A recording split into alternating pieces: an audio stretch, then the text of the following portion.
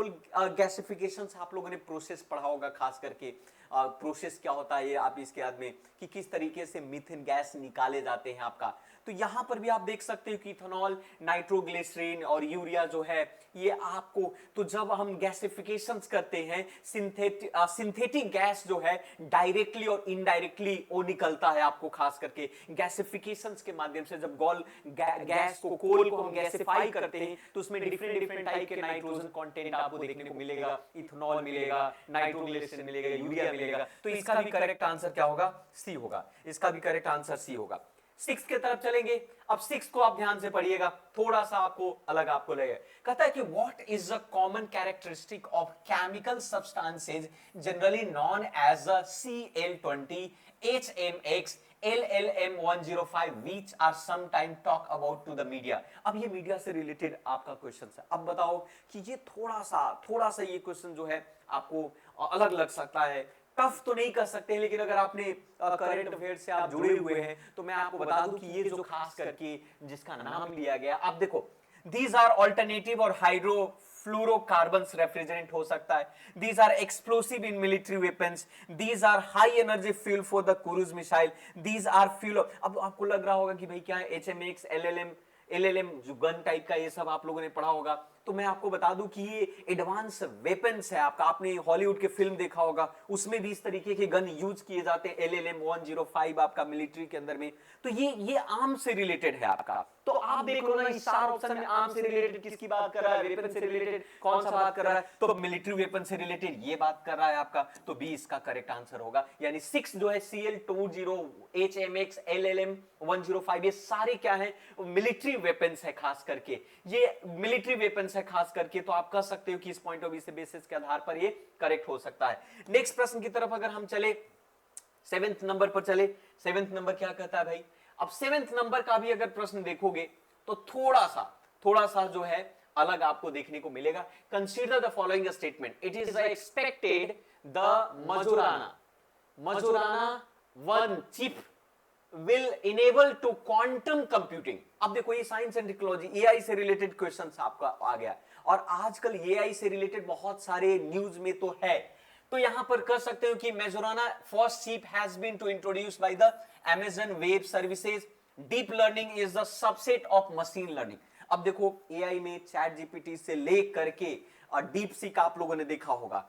तो आपको बताता हूं, मैंने कई बार कहा था आपको कि साइंस एंड टेक्नोलॉजी में जो क्वेश्चंस हैं, खास करके ये क्वेश्चंस अगर आपको कुछ भी ना आए तो पॉजिटिव सेंस के माध्यम से आप इसको करेक्ट कर सकते हो। जैसे फॉर एग्जांपल एक्सपेक्टेड कर रहा है, तो एक्सपेक्टेड यानी कि पॉसिबिलिटी की बात कर रही है, तो पॉसिबिलिटी, तो Majorana first chip will enable to quantum computing, तो एक्सपेक्टेड बोल रहा है, तो ये स्टेटमेंट होगा। अगर आपको नहीं आता है तो भी, आपका नहीं आता तो, क्योंकि पॉसिबिलिटी हमेशा करेक्ट होने के चांसेस होते हैं, आपका करेक्ट होने के चांसेस होते हैं। जैसे मान लिया कि हम मेजोराना चिप्स की बात कर रहे हैं, तो ये क्वांटम कंप्यूटिंग में इसका काफी रोल है आपका। वहीं पर क्वांटम्स को एक्सप्लोर करने के लिए अक्सर इस तरीके का प्रयोग किया जाता है आपका फर्स्ट टिप, और इसको सच में Amazon वेब सर्विसेज के द्वारा भी इसकी शुरुआत की गई है। और डीप लर्निंग के बारे में तो आप सबको पता ही है, तो करेक्ट आंसर क्या होगा? डी होगा। डीप लर्निंग यानी कि ओपन एआई के थ्रू आपने डीप सीक के बारे में बात किया, चैट जीपीटी के बारे में बात की, इतनी बहुत सारे जो भी चीजें हैं जिसके माध्यम से हम लोग करते हैं। नेक्स्ट प्रश्न की तरफ चले, क्वेश्चन नंबर 8। अब यहां पर क्वेश्चन नंबर 8 जो है ये भी साइंस एंड टेक्नोलॉजी का है, लेकिन ये डिजिट से रिलेटेड है आपका। आपको बता दो, और ये करंट अफेयर के बेस के आधार पर कंप्लीट ही है। तो with the reference of monoclonals antibodies की बात कर रहा है, monoclonals antibody often mention in the news, consider the following statement. Monoclonal, clonal का मतलब आपको जैसे कोविड-19 की अगर हम बात करें, तो कोविड-19 में आपने देखा होगा कि अपनी अपनी बार ये इस तरीके की चीजें यूज करता है आपका। तो यहां पर देखोगे कि ये जो है क्लोन यहां पर देखो क्लोनल है, क्लोन बनाना यानी आर्टिफिशियली हम बात कर सकते हैं। किसी भी चीज का क्लोन बनाना या आर्टिफिशियली मैनमेड हो सकता है। जैसे इंसान का क्लोन बना सकता है, भेड़िया का क्लोन बनाया गया, इस तरीके से डिफरेंट टाइप के जितने भी एनिमल्स हैं उसका क्लोन। तो क्लोन हमेशा आर्टिफिशियल होता है। अब यहां पर इसके अकॉर्डिंग देखो कि दे आर मैनमेड प्रोटीन, बिल्कुल है भाई, आर्टिफिशियल है, क्लोन है, मैनमेड हो सकता है। अब इसमें देख लो बी तो नहीं होगा, किसी भी हालत में भी नहीं होगा, क्योंकि 1 नहीं है आपका। दूसरा, they stimulate immunological function due to their ability to bind to specific antigen. हम क्लोन बनाने के पीछे भी हमारा यही ऑब्जेक्टिव होता है, इम्यून फंक्शंस को बेहतर कर, अपने जैसे बेहतर आपका। अब एग्जांपल के तौर पे यहाँ पर कहा गया है कि इसका यूज हम लोग कर रहे हैं निपाह वायरस को ट्रीटमेंट करने के लिए। क्लोन बनाकर टेस्टिंग किया जा रहा है कि क्या ये वायरस, क्या ये इन्फेक्शंस के लिए बेहतर हो सकता है। तो ये तीनों स्टेटमेंट जो है आपका करेक्ट है मेरे अकॉर्डिंग। तो D is the correct answer, आप देख सकते हैं D is the correct answer. Next की बात करें 9th नंबर। अब देखो यहां पर भी एक फिर से वायरस से रिलेटेड क्वेश्चन पूछा आपका।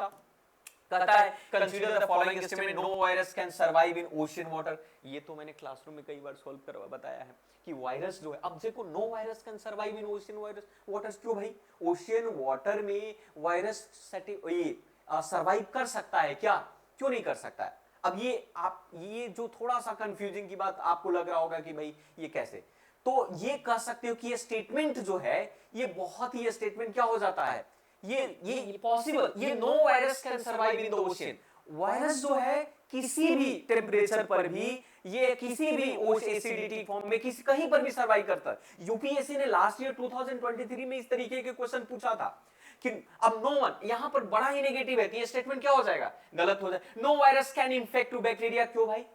No virus can infect to bacteria, आपका बैक्ट्रोफेजेस इन बैक्टीरिया को इन्फेक्ट करता है। No virus can change to, आप कह सकते हैं कि सेलुलर। अब यहां पर तीनों स्टेटमेंट नेगेटिव फॉर्मेट को दे रहा है, नेगेटिव फॉर्मेट को दे रहा है, नेगेटिव फॉर्मेट को दे रहा है, नेगेटिव चीजों को दे रहा है। तो इसके अकॉर्डिंग क्या होना चाहिए करेक्ट आंसर? इसके अकॉर्डिंग करेक्ट आंसर जो है डी होना चाहिए। D is the correct answer, इन्होंने सही लगाया, D is the correct answer, आप देख सकते हैं D is the correct answer.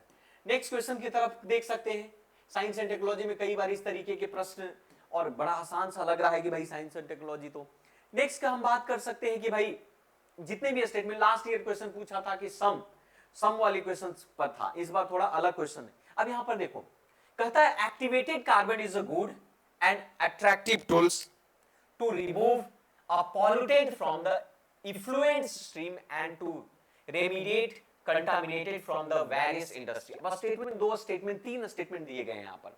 अब तीनों स्टेटमेंट को हम लोग ध्यान से समझते हैं, जानने की कोशिश करते हैं। और इस बार जो स्टेटमेंट अलग तरीके से दिया है आपका, कि स्टेटमेंट के बेसिस के आधार पर ये कहता है कि भैया ये देख सकते हो कि भाई कौन सा स्टेटमेंट क्या है क्या नहीं है। तो जैसे कहता है कि both statement second and third are correct, और फिर कहता है कि भाई explain statement both of them are explain. तो इसमें कहता है कि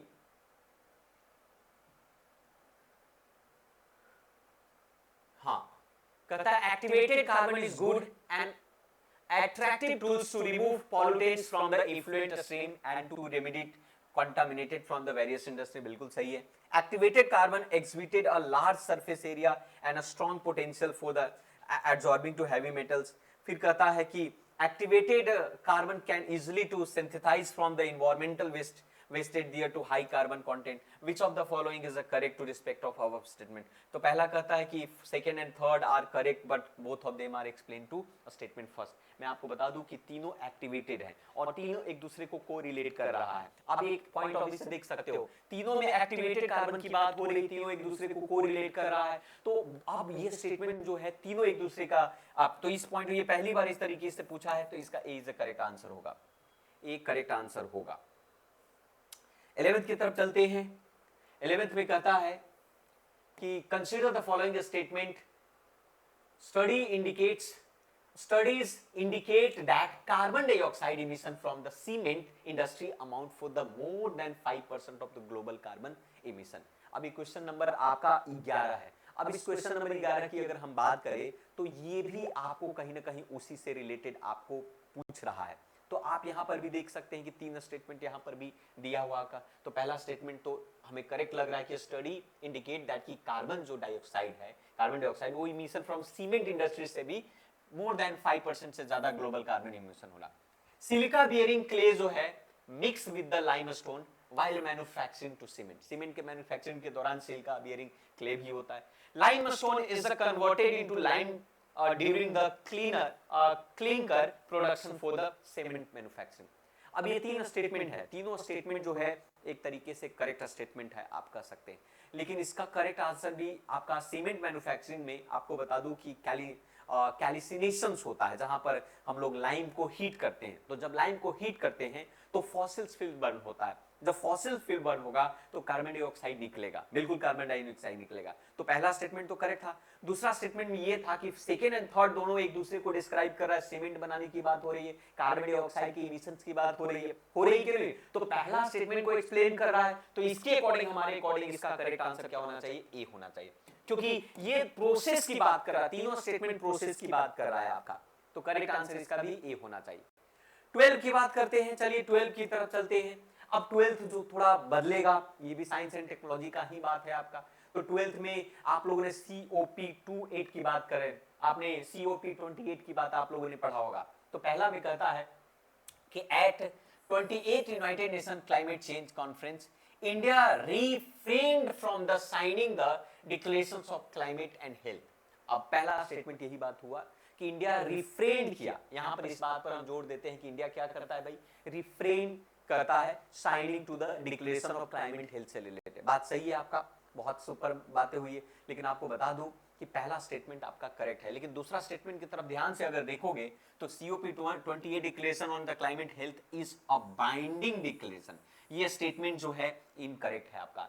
मैं आपको बता दूं कि बाइंडिंग वर्ड का प्रयोग किया गया, इट इज नॉन, एक तरीके से बाइंडिंग है, ये एक तरीके से वॉलेंट्री डिक्लेरेशन है आपका, मैंडेटरी नहीं है आपका। बाइंडिंग और मैंडेटरी जो शब्द का प्रयोग किया गया है, तो सेकंड स्टेटमेंट आपका क्या हो जाता है? इनकरेक्ट होता है। अगर सेकंड इनकरेक्ट होता है, तीसरे तरफ चलते हैं कि if India's health sector is decarbonised and resilient of its health care system may be compromise. अब ये इमेज शब्द का प्रयोग हुआ है, तो भाई सही। तो मैंने कहा कि बहुत सारे प्रश्नों का उत्तर जो है एलिमिनेशन टेक्निक से आप देख सकते हैं आपका। तो ये देख सकते हो आपका।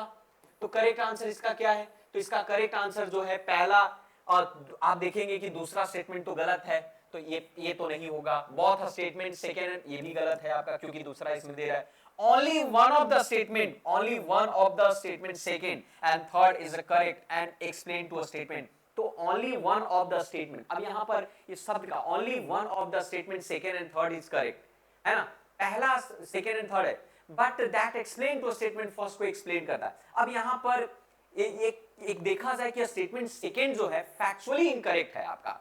डिक्लेरेशन इज नॉन बाइंडिंग आप कर सकते, फैक्चुअली इनकरेक्ट है। Neither statement second nor statement, only one of the statement second and third is correct, explain to C correct हम मानेंगे, लेकिन अगर फैक्चुअली देखोगे तो वो जो स्टेटमेंट सेकेंड है वो गलत है आपका। लेकिन यहां पर सी को हम करेक्ट कर सकते हैं, क्योंकि only one of the statement second and third is correct, यानी सेकेंड थर्ड में से कोई एक स्टेटमेंट आपका करेक्ट है और वो स्टेटमेंट फर्स्ट को एक्सप्लेन कर रहा है, इसका मतलब यहां पर यही होगा। तो करेक्ट आंसर सी होगा आपका, इसका करेक्ट आंसर क्या होगा? सी होगा। अब यहां पर चलो 30 नंबर की तरफ चलते हैं हम लोग। 30 नंबर क्या कहता है? 30 नंबर कहता है कि scientific study suggest that a shift is taking place in the earth rotation and axis। अब यहां पर ये बात को हम देख सकते हैं आपका कि यहां पर साइंटिफिक अर्थ के रोटेशन से रिलेटेड है कि भाई अर्थ के एक्सिस और इन्वायरमेंट जो इफेक्ट है उससे कोई रिलेशन है क्या? तो ये स्टेटमेंट है आपका साइंटिफिक स्टडी। अब यहां पर इस बात पर आप देख सकते हैं 13 स्टेटमेंट कहता है साइंटिफिक स्टडी सजेस्ट दैट कि shift is taking place into earth rotation and axis, यानी अर्थ रोटेशन और एक्सिस, अर्थ रोटेशन और एक्सिस जो शिफ्ट हो रहा है, ये ऐसा स्टडी में कहा गया है। तो पहला स्टेटमेंट आपका करेक्ट है आपका। दूसरा स्टेटमेंट कहता है कि solar flares and associated coronal masses ejection bombard the earth outermost atmosphere with the आपका tremendous amount of the energy. Solar flare जो है affect to the earth, solar flare जो है सन से निकलने वाली बहुत सारी ऐसी नेगेटिव एनर्जी होती है, खास करके इलेक्ट्रिक पार्टिकल्स होते हैं जो अर्थ के अपर एटमॉस्फेयर को काफी प्रभावित करता है, but not directly relevant to statement first के रिलेटेड आपको देखने को नहीं मिलेगा आपका। तो मेरे अकॉर्डिंग अगर आप देखेंगे कि जो सेकेंड स्टेटमेंट है करेक्ट तो है, लेकिन फर्स्ट स्टेटमेंट को पूरी तरीके से वो नहीं कर रहा है। और तीसरा स्टेटमेंट कहता है कि as a earth polar ice melt the water tends to move toward the equator. अब तीसरा स्टेटमेंट कहता है कि अगर आइस मेल्टिंग पोलर, अगर आइस मेल्ट होगा तो जाहिर सी बात है क्वेश्चन को अफेक्ट करेगा, लेकिन करंट को करेगा, but not directly to the axis, not. तो तीसरा स्टेटमेंट मेरे अकॉर्डिंग जो है गलत लग रहा है। तो इसके अकॉर्डिंग क्या करेक्ट आंसर होना चाहिए, इसके अकॉर्डिंग करेक्ट आंसर होना चाहिए आपका ये होना चाहिए, C is the correct answer होना चाहिए, C is the correct. Only one of the statement second and third is correct that explain to the, दोनों में से कोई एक जो है एक्सप्लेन कर रहा है फर्स्ट को, दोनों में से कोई एक एक्सप्लेन कर रहा है फर्स्ट को। थोड़ा सा इस बार क्या किया है यूपीएससी जो है, तरीका बदल दिया है आप लोगों से, है ना। आपको बता दूं कि इसमें थोड़ा कंफ्यूजन है लिंक करने में आपका, second and third directly explain नहीं कर रहा स्टेटमेंट फर्स्ट का, तो ऑप्शन डी भी आप मार्क कर सकते हैं, बता सकते हैं, एक्सेप्टेबल है। लेकिन फाइनल अगर करेक्ट आंसर की अगर हम बात करेंगे तो उसके अकॉर्डिंग जो है और डी भी हो सकता है। मैं अगर बात करूं तो आपका तो डी भी हो सकता है, उसके अकॉर्डिंग अगर मैं आपको बात करूं तो डी भी हो सकता है ना, क्योंकि ये डायरेक्ट ही जो है थोड़ा सा ये कंफ्यूजिंग वाला है आपका, तो मे भी इसका स्टेटमेंट जो है डी भी हो सकता है, डी भी हो सकता है, 13 का डी भी स्टेटमेंट हो सकता है। मैं आपको पहले ही ये बात के बारे में बता दे रहा हूं, ठीक है। अब आगे बढ़ते हैं। हाँ, अब हम चलते हैं 14 पर। थोड़ा सा इसके बाद स्टेटमेंट ज्यादा बड़ा पूछना शुरू कर दिया है आपका, तो आप यहां पर थोड़ी सी हम लोग स्टेटमेंट के पॉइंट ऑफ व्यू से हम समझने की कोशिश करेंगे, है ना। तो इस चीजों को हम जानने की कोशिश करेंगे कि ये क्या है आपका इस पॉइंट ऑफ व्यू से। इस तरीके का स्टेटमेंट 3-3 वाला थोड़ा सा टफ कर दिया यूपीएससी ने। Article 6 of the Paris agreement on climate change is frequently discussed in global discussion on sustainable development and climate change. पहला स्टेटमेंट पूरी तरीके से सही है कि आर्टिकल 6 जो पेरिस एग्रीमेंट में क्लाइमेट चेंज फ्रीक्वेंटली डिस्कस है ग्लोबल में, बिल्कुल। Article 6 of the Paris agreement on climate change set out to the principal of carbon market. अब हम बात कर रहे हैं इसका दूसरे स्टेटमेंट की बात कर रहे हैं। अब कार्बन मार्केट की बात कर रहा है सेकंड का स्टेटमेंट भी कि भाई 6 जो है आपका out of the principle of the carbon market है। लेकिन आपको बता दूं कि ये जो है खास करके आर्टिकल 6 पेरिस एग्रीमेंट जो होता है आपका, ये मार्केट में ये कार्बन मार्केट और नॉन मार्केट दोनों की बात करता है आपका, दोनों की बात करता है। यानी कि इंटरनेशनल क्लाइमेट डिस्कशन में ये बातें जो है पहला स्टेटमेंट को तो एक्सप्लेन कर रहा है आपका। तो ये देख सकते हो कि फर्स्ट स्टेटमेंट करेक्ट भी है और सेकंड भी स्टेटमेंट की अगर हम बात करें तो ये भी करीब करीब आपको करेक्ट ही देखने को मिलेगा आपका। दूसरा कहता है कि on the article 6 of the Paris agreement on the climate change intend to the promote inter country non market strategy. तीसरा स्टेटमेंट भी आपका करेक्ट है। मैंने कहा ना कि कार्बन मार्केट और नॉन तीनों को ये करता है, तो तीनों स्टेटमेंट करेक्ट है। जब तीनों स्टेटमेंट करेक्ट है तो आप देख सकते हो इसका करेक्ट आंसर क्या होना चाहिए। Both the statement second and third are correct and both of them are explained to the A is the correct answer इसका होगा, A is the correct answer होगा। अब चलिए 15 नंबर की बात करते हैं। 15 नंबर की बात करते हैं। अब जैसे 15 नंबर है आपका, थोड़ा सा अब हम दूसरे वाले में हम चलेंगे, इकोनॉमिक्स का क्वेश्चंस का पार्ट हो सकता है आपका, है कि नहीं। तो अभी तक का जो क्वेश्चंस अगर देखा जाए तो थोड़ा सा मतलब टफ तो नहीं कर सकते हैं, लेकिन थोड़ा हल्का सा टफ टाइप का आपको स्टेटमेंट ज्यादा है आपका, जिसके कारण से लग सकता है थोड़ा सा टफ टाइप का लग सकता है आपका। अब यहां पर आप देखेंगे कि which one of the following launch the nature solution finance hub for the Asia and Pacific. अब एशिया एंड पैसिफिक की बात करें तो एशिया पैसिफिक के लिए nature of solution finance hub की बात करता है, जो सपोर्ट करता है बायोडाइवर्सिटी को, क्लाइमेट फाइनेंस करता है आपका। तो एशिया पैसिफिक रीजन में जो बायोडाइवर्सिटी और क्लाइमेट फाइनेंस की जो जिम्मेदारी है, खास करके नेचर सॉल्यूशन फाइनेंस हब में, ये जिम्मेदारी दी गई थी एशियन डेवलपमेंट बैंक को, क्योंकि एशिया है इससे पॉइंट। तो इसका करेक्ट आंसर ए होगा, Asian development bank. Asian development bank के बारे में बात करते हैं। नेक्स्ट क्वेश्चन की तरफ चलते हैं। क्वेश्चन नंबर 16 नंबर भी है क्वेश्चन साफ करता है with the reference of direct air capture. अब डायरेक्ट एयर कैप्चर की बात कर सकते हैं। What is the direct air capture, तो यहां पर देख सकते हो, तो direct air capture and emerging technology which of the following statement are correct. It can be used to wave the carbon. अब कैन शब्द यूज हो रहा है, मैंने कहा साइंस एंड टेक्नोलॉजी में ज्यादातर कैन शब्द यूज होते हैं, तो इसका फिर यहां पर भी कैन यूज हो रहा है, valuable approach for the plastic production. Aviation में यहां पर भी कैन शब्द का प्रयोग हो रहा है आपका, तो मतलब तीनों शब्द में कैन का प्रयोग हो रहा है, तो ये भी स्टेटमेंट सही है, ये भी स्टेटमेंट सही है आपका प्रोडक्शन एंड द फूड के लिए। इन एविएशन में it can be sources of carbon to combining with the hydrogen to create, ये भी सही है आपका। तीनों स्टेटमेंट सही हम कर सकते हैं, यानी कि इसका करेक्ट आंसर जो है क्या होना चाहिए? सी होना चाहिए। करेक्ट आंसर सी होना चाहिए 16 का। नेक्स्ट हम बात कर सकते हैं 17 नंबर पर चलते हैं। 17 नंबर कहता है कि रिगार्डिंग द पीकॉक, कह सकते हैं कि ट्रोनोतुला यानी कि गोटी ट्रोनटुला कंसीडर द फॉलोइंग स्टेटमेंट। अब ये देखो थोड़ा सा बायोडाइवर्सिटी से क्वेश्चन पूछा है, और बायोडाइवर्सिटी से क्वेश्चन पूछा है ये आपका। तो अब इसमें इस तरीके के क्वेश्चंस को सॉल्व करना थोड़ा सा टफ लगता है कि भैया थोड़ा सा ये टफ है ना। तो अगर मैं आपको बता दूं पीकॉक के बारे में हम बात करें, तो ये जो क्वेश्चंस हैं खास करके ये क्वेश्चन थोड़ा सा टफ हो जाता है, क्योंकि हमें उसके बारे में आइडिया नहीं होता, बहुत ज्यादा फैक्चुअल टाइप का है। तो पीकॉक, अब देखो ये जो है ये ओमनीवोरस की बात कर रहा है, तो इसका जो करेक्ट आंसर आप देख सकते हो, है ना। पहला वाला कहता है कि इट इज एन ओमनीवोरस क्रस्टोसिन्स की बात कर रहा है, जबकि ये स्टेटमेंट गलत है। पीकॉक की अगर हम बात करें तो ये जो है आर्किड, मतलब ये ओमनीवोरस हो सकता है, लेकिन आर्किनिड्स होता है आपका, ये आपके क्रस्टोसियंस नहीं होता है आपका। तो आर्किनिड्स है आपका, क्रस्टेशियन नहीं है, तो इसके अकॉर्डिंग ये गलत। अगर ये गलत है तो ये गलत है, ये भी गलत है। और सेकंड में it is the natural habitat in India is only limited to some. अब सम शब्द का प्रयोग सही बात है, in the natural habitat it is an arboreal species, second third, यानी D is the correct answer. इसका डी करेक्ट आंसर होगा। उसी प्रकार से हम चलते हैं 18 के तरफ। 18 के तरफ चलते हैं। 18 में भी साइंस एंड टेक्नोलॉजी का है। साइंस एंड टेक्नोलॉजी का अच्छा खासा क्वेश्चन इस बार पूछा है आपका, तो ये देख सकते हो। अब यहां पर ध्यान से इसको हम देखेंगे पहला स्टेटमेंट को। Carbon dioxide emission in India are less than 0.52 CO2 capita per capita.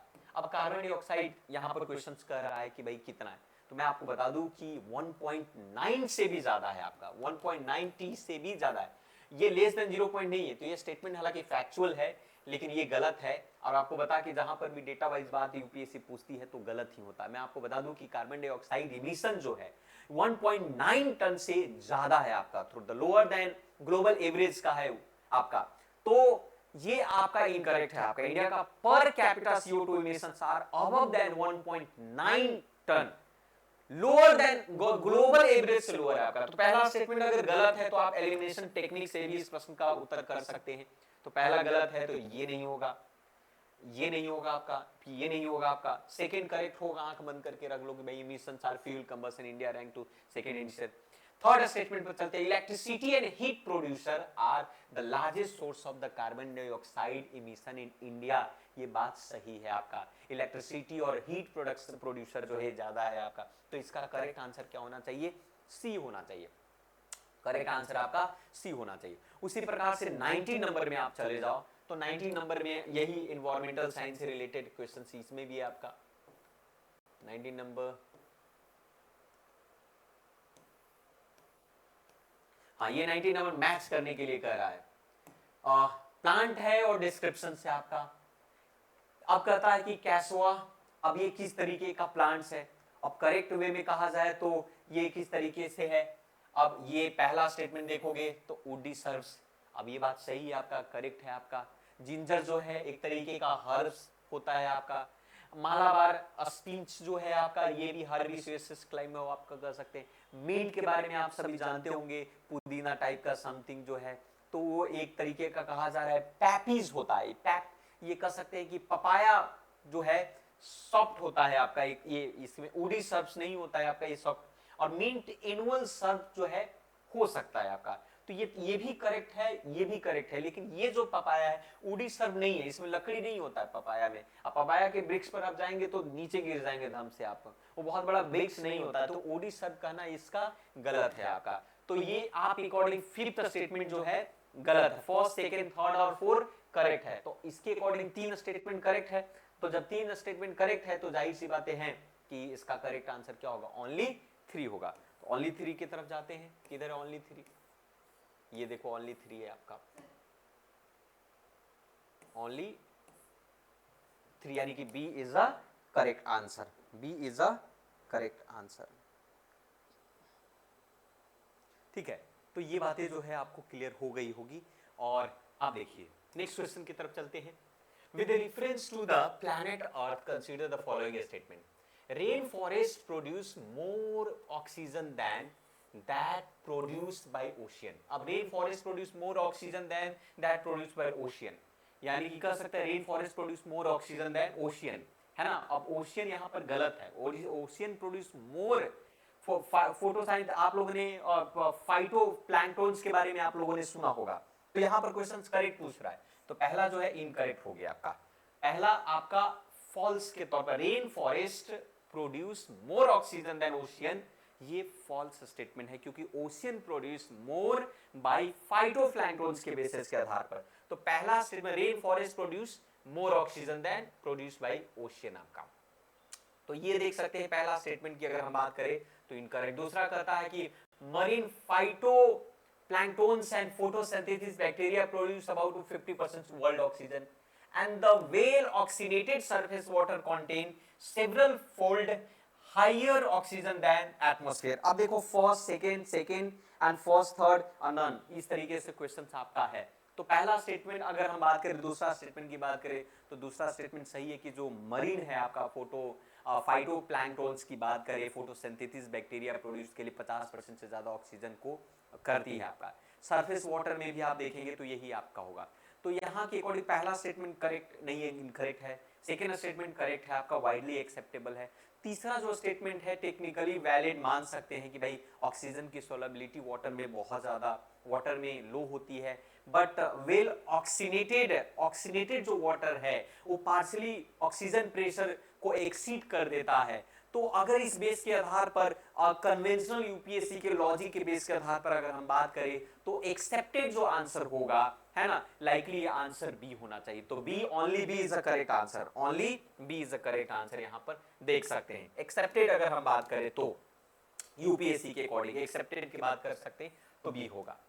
Next अब चलते हैं हिस्ट्री के पन्नों में, चलते हैं इतिहास के पन्नों से संबंधित कुछ प्रश्न है जिसकी चर्चा हम लोग करेंगे. राजा राम मोहन रॉय के बारे में आप सभी जानते हैं आपका. राजा राम मोहन रॉय, अब आपको बता दूं कि राजा राम मोहन रॉय के बारे में मैंने कई बार क्लासरूम में चर्चा भी करते हैं कि Raja Ram Mohan he possesses great love and respect for the traditional philosophical system of the East. ये बात सही है आपका कि ये रिस्पेक्ट ट्रेडिशनल आपका philosophical system of the East के बारे में, ये आपको कहीं ना कहीं कंट्रीमैन लाइक एक्सेप्ट रेशनल और साइंटिफिक अप्रोच के बेसिस के आधार पर बात करते हैं, ह्यूमन डिग्निटी की बात करते हैं, सोशल इक्वलिटी की बात करते हैं, पुरुष और महिलाओं के बीच में कोई भेद नहीं. तो बहुत सिंपल सा क्वेश्चन है, यानी कि C is the correct answer.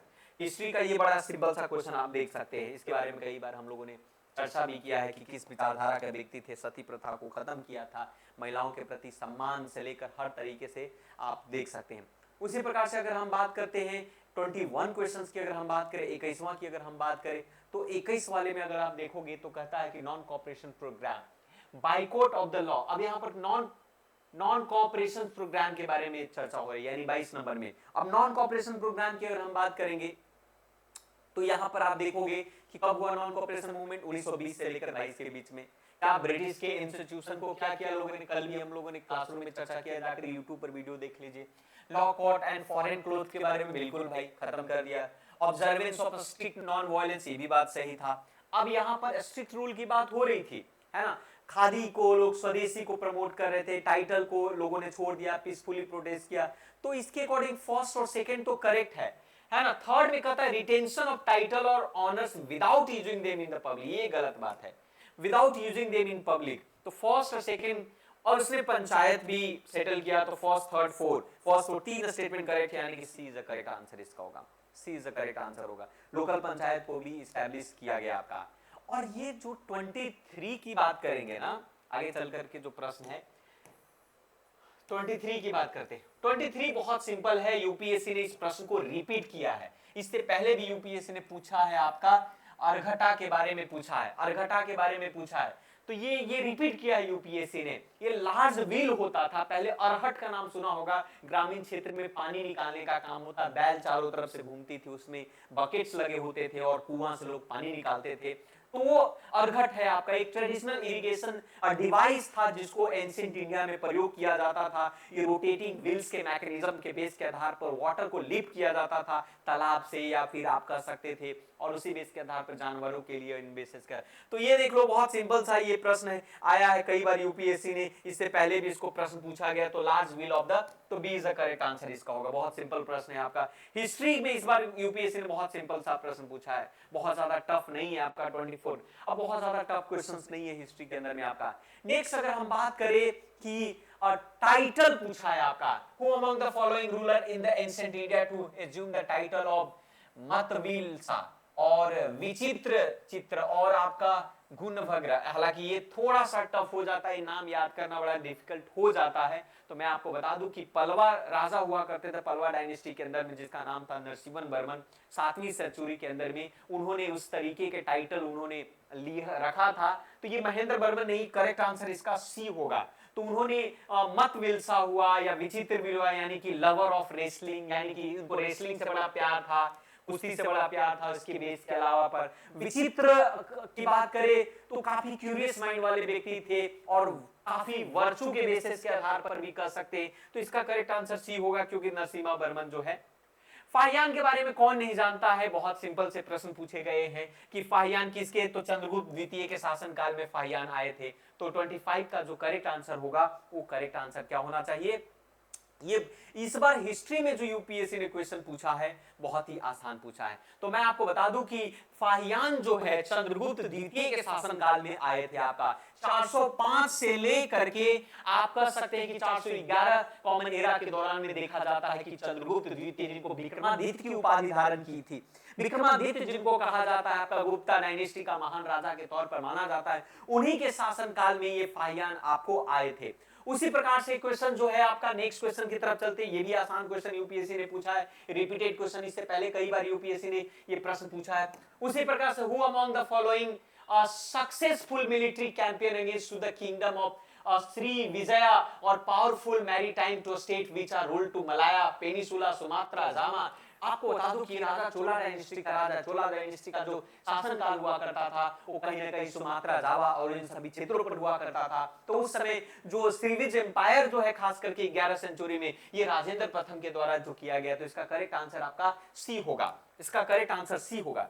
उसी प्रकार से 27 की तरफ चलते हैं। हमने कई बार इस तरीकों पर चर्चा किया, महाजनपद के बारे में, प्रीलिम्स स्पेशल में भी इसके बारे में हम लोगों ने कई बार बातें की। तो इस बार बहुत थोड़ा अलग तरीके से क्वेश्चन पूछा, अस्मक के बारे में पूछा, खंबोज के बारे में पूछा, अवंती के बारे में पूछा, कौशल के बारे में पूछा। तो आपको बता दूं कि आप इसको कौशल जो है सरयू नदी के किनारे है, आप देख लो, फोटो ऐसे ही आपको बात कर। अवंती की बात करें तो अवंती महानदी के, अवंती जो है महानदी के किनारे नहीं हो सकता है, अवंती नर्मदा नदी के किनारे हो सकता है, क्योंकि नर्मदा के आसपास का क्षेत्र है, क्योंकि महानदी जो ईस्ट की तरफ है आपका। तो तीसरा स्टेटमेंट आपका गलत है। उसी प्रकार से खंबोज की बात करें तो खंबोज कह रहा है कि बिपाशा नदी के बेस के एसोसिएटेड है, बिल्कुल नहीं, इससे एसोसिएटेड है खंबोज, वो चले जाओ आप गए। उसी प्रकार से अस्मक के बारे में बात करें तो अस्मक वो वही आपका गोदावरी नदी के आसपास का वो क्षेत्र अस्मक है। तो पहला और दूसरा, यानी करेक्ट आंसर 1 और 4 होगा, यानी B is the correct answer. 27 का बी होगा। उसी प्रकार से हम 28 की तरफ चलते हैं भाई। 28 अब 28 कहता है कि द फर्स्ट गंधर्व महाविद्यालय और musician training school to set of 1901 to Vishnu Digambar Paluskar, Delhi में, ग्वालियर में, उज्जैन में, लाहौर में। अब देखो इस तरीके के जो प्रश्न हैं, कई बार जो यूपीएससी में इस तरीके के प्रश्न पूछे गए हैं, तो ये आपको हो सकता है कि भाई ये आपको प्रश्न आपको ना आए, क्योंकि थोड़ा सा टफ लग सकता है।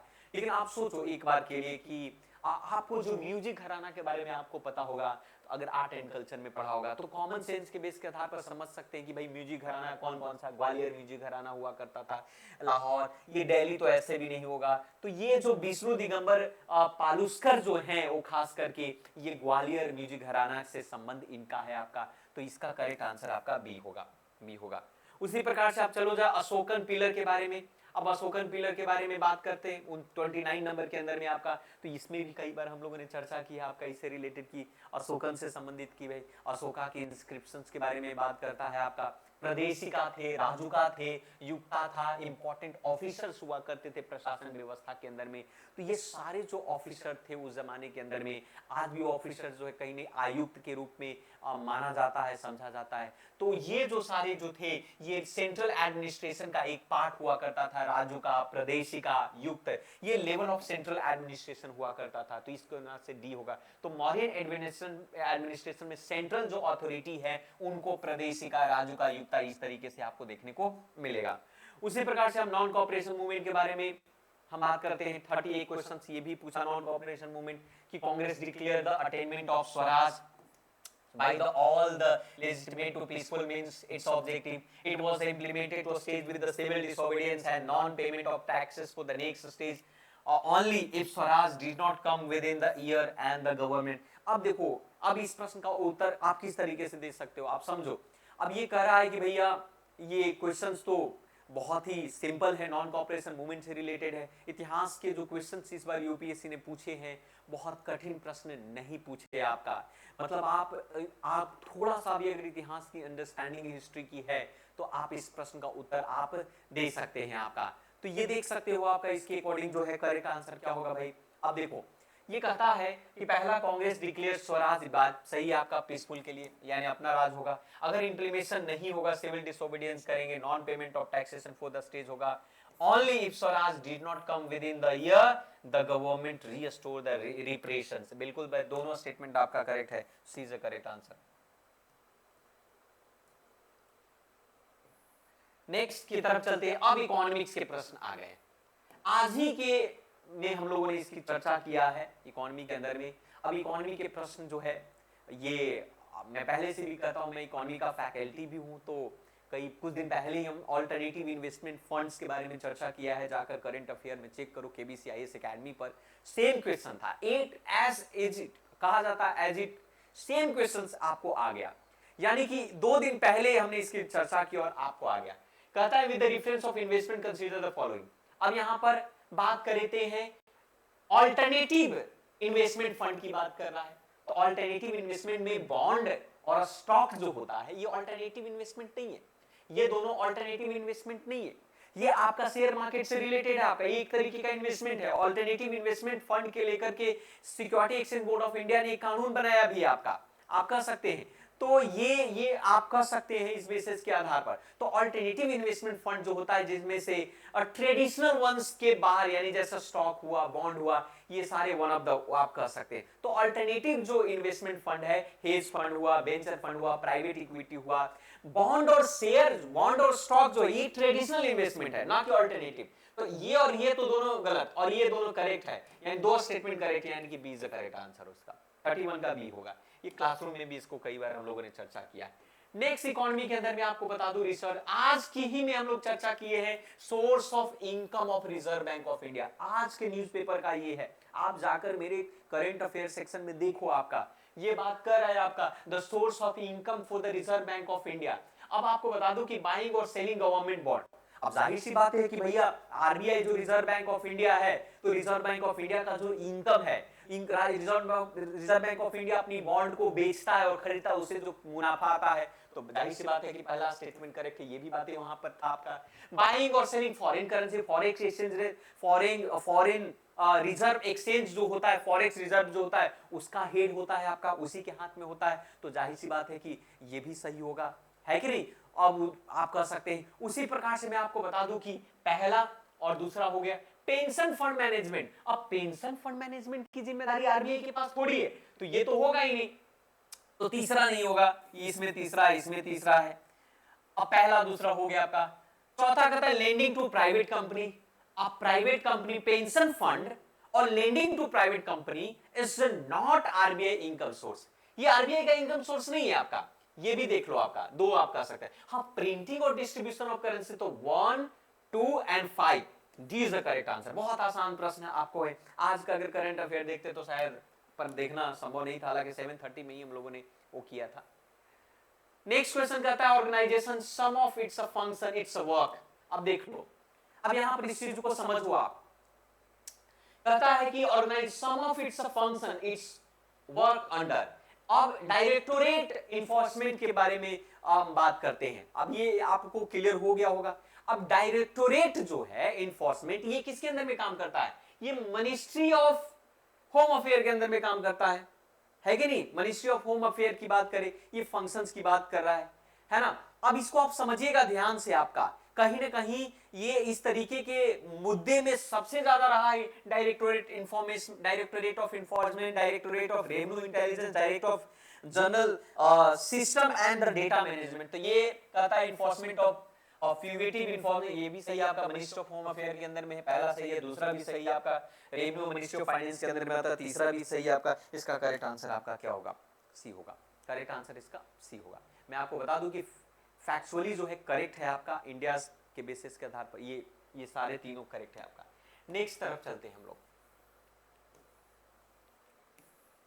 नेक्स्ट क्वेश्चन है 35। अब 34 की कहता है कि consider the following statement, the reserve bank of India mandated all the listed company in India to submit a business responsibility and sustainability report। ये ऐसा लग रहा है BRSP के बारे में, ASR के बारे में, business responsibility and sustainability report जारी किया है। ये भी क्या है भाई?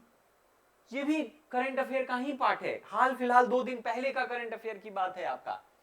मतलब आप देख लो, in India companies submitting BRS makes disclosure, bank Reserve Bank of India mandated to the listed company to India submit to the business responsibility and sustainability report। ठीक है, in India companies submitting BRS make to disclosure in the report they are largely to non financial nature।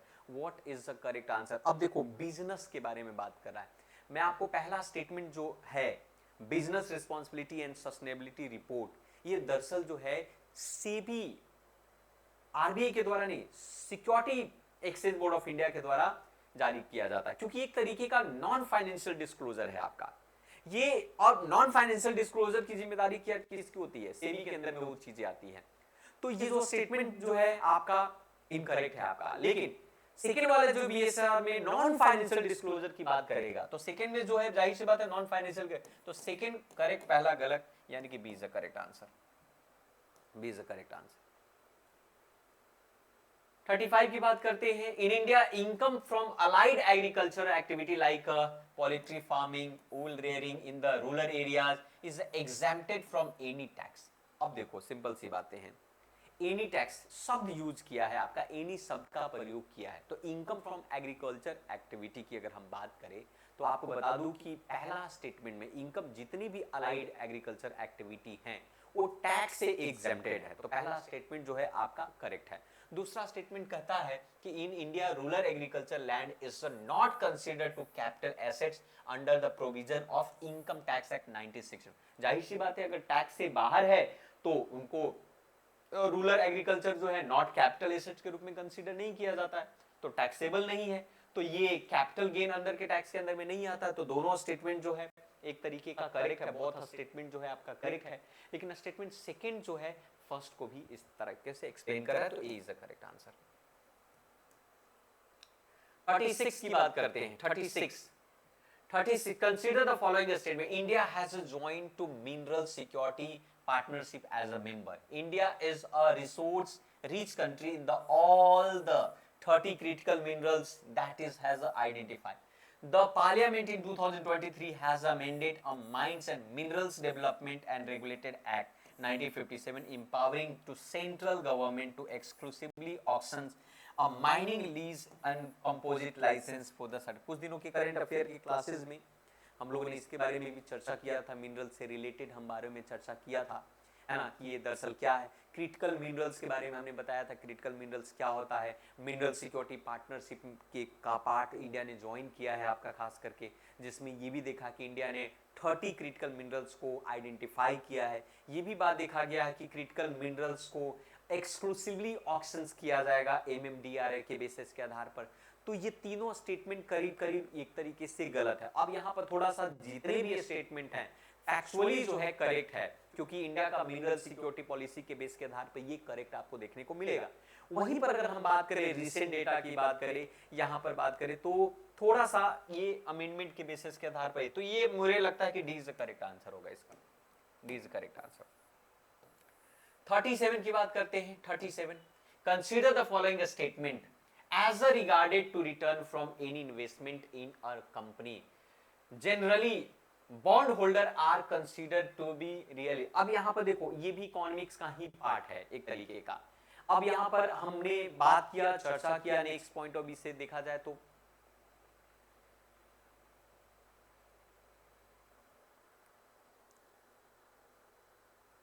ठीक है, ठीक है। तो अब देखो next 37 number की बात करते हैं। Consider the following statement first, as a regarded return from an investment in a company, generally bond holders are considered to be relatively at the lower risk than stock holder. कई बार हम लोगों ने इसके बारे में चर्चा किया है क्लासरूम में कि बॉन्ड होल्डर जो होता है are lower risk compare to the stock holder.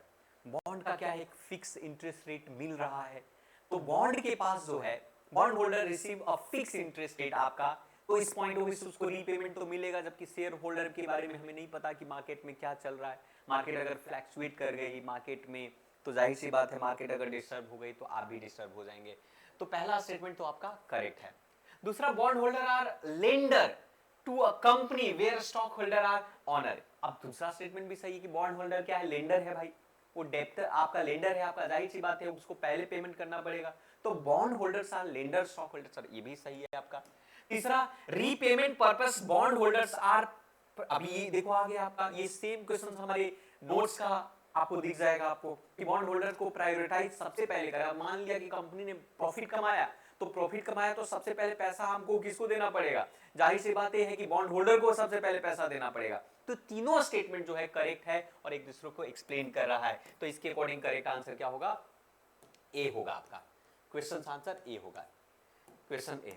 Next कहता है, consider the following statement about in India accounts for the very large portion of the all equity options contract। अब 38 का question की बात कर रहे हैं। अब 38 के अकॉर्डिंग अगर आप देखोगे तो इसमें बहुत सिंपल, ये भी आपको बहुत ज्यादा टफ नहीं है आपका। इंडिया और उसका ये मार्केट स्टेटमेंट के बेसिस के आधार पर है, तो कहता है कि India account for very large portion for the all equity options contract traders trades globally, thus the exhibiting to the great boom। दूसरा, India's stock market has grown rapidly in the recent past even to overtaking Hong Kong at the some point of the time, or there is no regulatory body either to warn and a small investor about to risk। अब देखो तीसरा statement को ध्यान से देखो, क्या हमारे यहाँ स्टॉक एक्सचेंज मार्केट के लिए रेगुलेटरी बॉडी नहीं है क्या? तीसरा स्टेटमेंट साफ साफ कह रहा है कि there is no regulatory body, तो ये इनकरेक्ट हो गया ना, इस तरीके के वर्ड हमेशा इनकरेक्ट हुआ है, तो तीसरा गलत, ये देखो सब में तीसरा गलत है, ये तो बहुत आसान हो गया, ए इज द करेक्ट आंसर, बहुत सिंपल हो गया, ए इज द करेक्ट आंसर आपका। तो इकोनॉमिक्स के प्रश्न जो है तो डायरेक्ट हमारे क्वेश्चन से मिल रहे हैं आपका। हमने अपने नोट्स में, हमने करंट अफेयर में कई बार चर्चा किया सर्कुलर इकोनॉमी के बारे में। सर्कुलर इकोनॉमी क्या होता है? सर्कुलर इकोनॉमी जो है ग्रीन हाउस इमिशन को रिड्यूस करता है, एफिशिएंट रिसोर्स को एफिशिएंट बनाता है, आपका रॉ मटेरियल्स के इनपुट्स के बारे में रिसाइकल करता है, यही सब बातें था।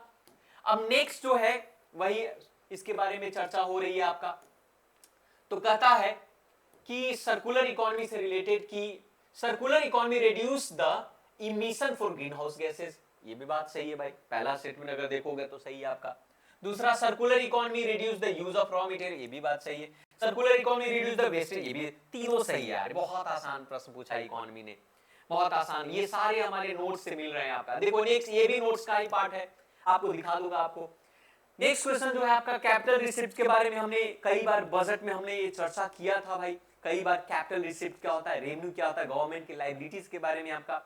तो capital receipts create a liability और causes a reduction in the assets of government. अब ये बहुत जाहिर सी बात है कि मान लिया आपने बैंक से लोन लिया, आपने कहीं से भी लोन लिया, तो लोन को आफ्टर सम टाइम रिपे करना पड़ेगा, तो कैपिटल रिसिप्ट जो है लायबिलिटी कि गवर्नमेंट यानी गवर्नमेंट के एसेट्स को कम करता है, जाहिर सी बात है, और लाइबिलिटी को बढ़ाता है। तो यहां पर पहला स्टेटमेंट आपका करेक्ट है। दूसरा कहता है borrowing and disinvestment at capital, ये भी बात सही भाई, आप लोन ले रहे हो या अपनी संपत्ति को बेच रहे हो, संपत्ति को बेचेगा तो संपत्ति कम होगा, तो दूसरा स्टेटमेंट भी सही है। Interest received on the loan create to liability of the, ये बड़ा सिंपल सा, मतलब दिल खुश हो गया है ये देख करके कि जो प्रश्न है बहुत ही आसान पूछे जा रहे हैं खास करके, तो ये भी बात है। अब यहाँ पर दो स्टेटमेंट तो करेक्ट है, अब दो करेक्ट, तो यहां से भी आप करेक्ट कर सकते हैं, ये तो नहीं होगा, है ना, और फर्स्ट सेकंड करेक्ट है तो ये भी नहीं होगा, तो जाहिर सी बात है तीसरा देखते हैं। Interest receive on loan create a liability of government, क्यों भाई,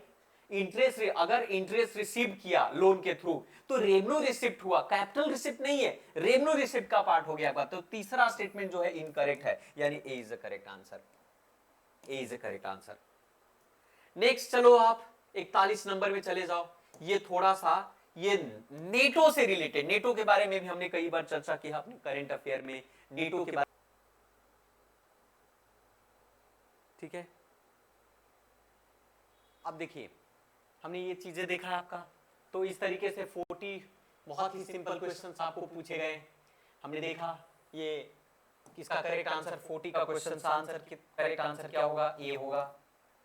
उसी प्रकार से आप देख सकते हैं, तो इकोनॉमिक के क्वेश्चन बहुत ही आसान पूछे गए, यहां पर भी देख लो आपका 38 का हमने क्या देखा था भाई, 38 का नो रेगुलेटरी बॉडी, तो तीसरा ये गलत है, गलत है, गलत है, यानी A is the correct answer.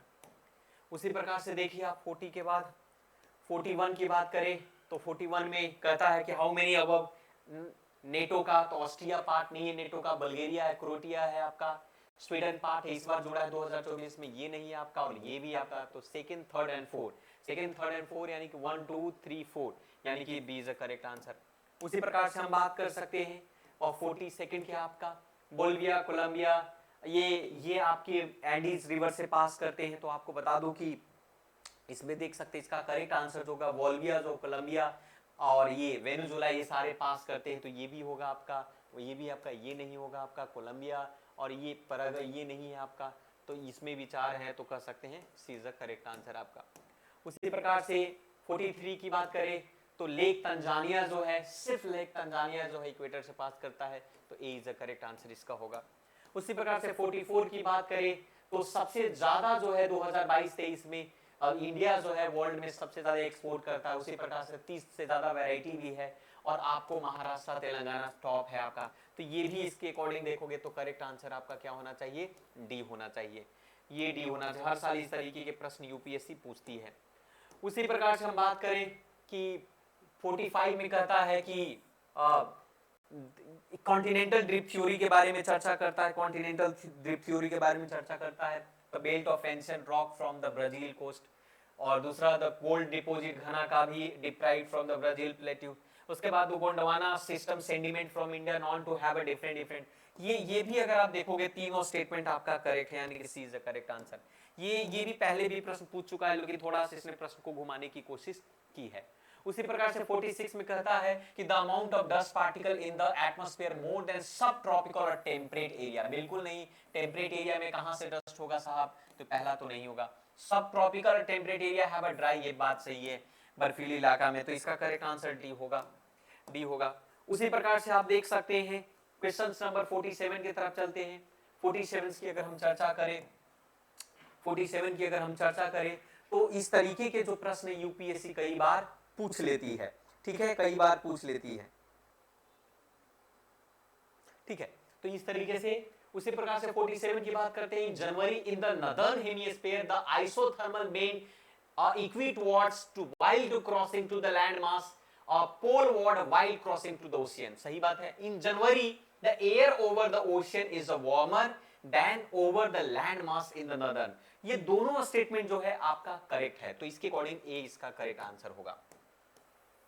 उसी प्रकार से 48 की तरफ जाते हैं, कहता है कि in context of effect of water and rocks chalk, यानी chalk is known as the very permeable rock whereas a clay is known as a quite impermeable और least कह सकते हैं permeable rock। अब clay के बारे में बात कर रहा है आपका, तो मैं आपको बता दूं कि वाटर जो है रिटेन करता है, अगर इसके अकॉर्डिंग अगर हम देखा जाए तो ये कह सकते हैं कि भाई यहां पर पहला स्टेटमेंट की बेसिस के आधार पर अगर हम देखें, पहला स्टेटमेंट के बेस के आधार पर देखें तो ये बात सही है कि चौक हुआ, क्ले हुआ, इसमें पोरोसिटी होती है, तो पहला स्टेटमेंट तो करेक्ट है कि भाई प्रेमेबल है, लेकिन क्ले में लेस प्रेमेबिलिटी होता है, इनप्रेमेबल होता है।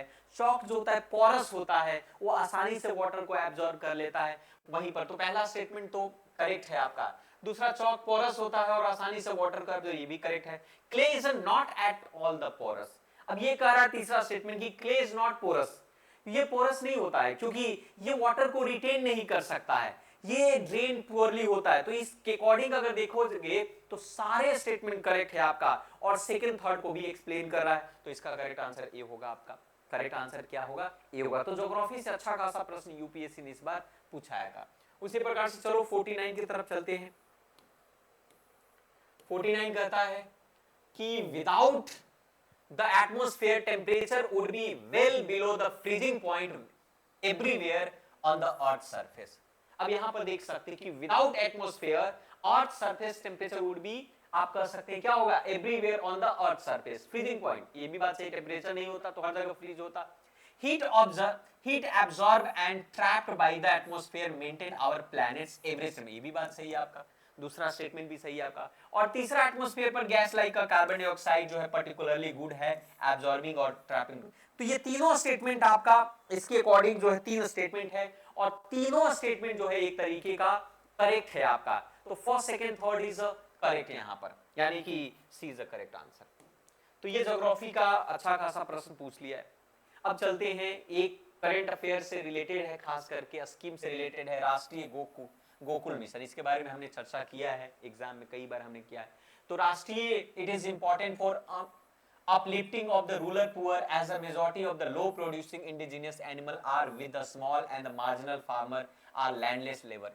It was initiated to promote indigenous cattle and buffalo rearing and the conservation। ये सेकंड स्टेटमेंट भी आपका करेक्ट है। और रही बात पहला, तो गोकुल राष्ट्रीय गोकुल जो मिशन का मेन मकसद यही है कि इंडिजिनियस ब्रीड को या ये पुअर को सपोर्ट किया जाए। तो दोनों स्टेटमेंट इस पॉइंट ऑफ व्यू से आपका करेक्ट होना चाहिए, है ना। लेकिन अगर थोड़ा सा देखें तो इसके पॉइंट ऑफ व्यू से देख सकते हैं कि it is important to the upliftment of rural power majority of the low. हाँ ठीक है, C is the correct answer, इसका सी करेक्ट आंसर होना चाहिए, इस बेसिस के आधार पर करेक्ट आंसर सी होना चाहिए। ठीक है, अब चलते हैं, आगे बढ़ते हैं। क्वेश्चंस नंबर कितने नंबर, अभी पॉलिटी का क्वेश्चंस नहीं आया, देखते हैं पॉलिटी का क्वेश्चंस कैसा है। 51 की तरफ चलते हैं, पॉलिटी का क्वेश्चंस की तरफ चलते हैं। कहता है panchayat at the intermediate level exist all the state. To the eligible to the member of panchayat at intermediate level a person should be attain to the age of 30 year. अब देखो कितने साल होना चाहिए भैया, 20 ईयर, ना कि 30 ईयर। तो सेकंड स्टेटमेंट गलत, सेकंड इसमें भी है, इसमें भी है, इसमें भी। C is the correct answer, एक लाइन में answer, C is the correct answer है। देख लो आपको पहला आपका, यानी कि आप देख सकते हैं ये इसमें कहता है, कोई क्या पूछ रहा था, नॉट करेक्ट पूछ रहा है, I am so sorry, not correct पूछ रहा है, नॉट करेक्ट पूछ रहा है। तो ये तो सेकंड नॉट करेक्ट है आपका। Panchayat at the intermediate level exist to all in the all state. The Chief Minister of a state constitute a commission to review the financial position of panchayat at the intermediate level and the make recommendation to regarding to distribution to net proceed taxes distribution to all this। अब यहाँ पर देख सकते हो कि पहला जो statement है panchayat at the intermediate level, all state, सारे स्टेट के अंदर में नहीं है। आपको बता दूं कि not at all state have a intermediate level of panchayat, आपका कुछ जगह पर है। ये 20 लाख के पॉपुलेशन के बेस के आधार पर भी कहा गया है, तो ये भी गलत है आपका, ये वाला स्टेटमेंट करेक्ट है, यानी कि कह सकते हो कि फर्स्ट सेकंड गलत है, तो A is a correct, A is a correct. 52 में चले जाओ, 52 क्या कहता है। अब 52 बी मिस्टेक से रिलेटेड है, इसके बारे में भी हम लोगों ने क्लासरूम में चर्चा किया था बी मिस्टेक के बारे में। और हालांकि अब ये तो कॉमन बातें हैं, इतना तो आना चाहिए आपको, है ना। तो बी मिस्टेक के बारे में आप ये बेसिस के आधार पर हम लोग समझ लेते कि बी मिस्टेक क्या है। अब बी मिस्टेक के बारे में कहता है ये रीजनल ऑर्गेनाइजेशन है, बिल्कुल रीजनल ऑर्गेनाइजेशन है आपका। कितने मेंबर हैं भाई, 7 मेंबर हैं आपका। तो पहला स्टेटमेंट आपका करेक्ट है आपका। कब आया भाई ढाका डिक्लेरेशन, 1999 के दौरान में आया, 1999 में आया, 1997 में आया। It came to existence with the signing of Dhaka declaration 1997। तो 1999 की बात करते हैं। हालांकि ढाका डिक्लेरेशन जो है 1997 आया है आपका। और इसकी अगर हम बात करें कि बांग्लादेश, इंडिया, श्रीलंका, थाईलैंड, नेपाल, ये सारे फाउंडिंग मेंबर हैं इस स्टेट का आपका। तो इसके अकॉर्डिंग सेकंड तो हमें करेक्ट नहीं लग रहा है। और in B mistake the sub sector of tourism and being by the India. तो देख लो ना, पहला स्टेटमेंट करेक्ट है, सेकेंड स्टेटमेंट जो है इनकरेक्ट लगा, थर्ड स्टेटमेंट करेक्ट है। तो क्या फर्स्ट थर्ड की बात करें, क्या फोर्थ करेक्ट है आपका? फर्स्ट फोर भी नहीं, फर्स्ट फोर है। तो C is the correct answer, C is the correct answer. Tourism को लेड बाय इंडिया ब्रेक। तो अगर हम बात करें तो इसके अकॉर्डिंग पहला तो करेक्ट है आपका। क्वेश्चन क्या पूछ रहा है? करेक्ट पूछ रहा है। Came to existence with the signing of Dhaka declaration 1997। पर ढाका डिक्लेरेशन 1997 होना चाहिए, 1990 दिया हुआ, तो सेकंड तो मेरे को अकॉर्डिंग गलत लग रहा है। तीसरी बात, फाउंडिंग मेंबर लिस्टेड की बात करें तो बांग्लादेश, इंडिया, श्रीलंका, थाईलैंड, नेपाल, ये भी कर सकते हैं। थर्ड तो ऑप्शन में है नहीं। We must take our sub sector of tourism is being to led by tourism led by India. ये ब्रिक्स का है, नॉट बी मिस्टेक का है। तो ये वाला जो पार्ट है फोर तो होगा ही नहीं, फोर नहीं होगा, ये नहीं होगा। ये बड़ा पहला स्टेटमेंट तो हमें करेक्ट है आपका। एंड दूसरा स्टेटमेंट जो है मुझे इनकरेक्ट लग रहा है। तो मेरे अकॉर्डिंग तो डी ही होना चाहिए। बाकी देखते हैं यूपीएससी का क्या आता है। 53 की तरफ जाते हैं। गांधी पीस प्राइज के बारे में चर्चा करते हैं। Gandhi peace prize, Gandhi peace prize जो है मेंबर जूरी होता है, प्रधानमंत्री होता है, उसके अंदर में चीफ जस्टिस ऑफ इंडिया होता है। देख लो, तो गांधी पीस प्राइज में प्रेसिडेंट ऑफ इंडिया की बात कर रहा है। तो प्रेसिडेंट ऑफ इंडिया नहीं है इसके अंदर। मेंबर ऑफ जूरी के अंदर में क्वेश्चन पूछ रहा है किससे रिलेटेड? रेसिपिएंट से रिलेटेड आपका। तो इसके अंदर में जो खास करके हैं,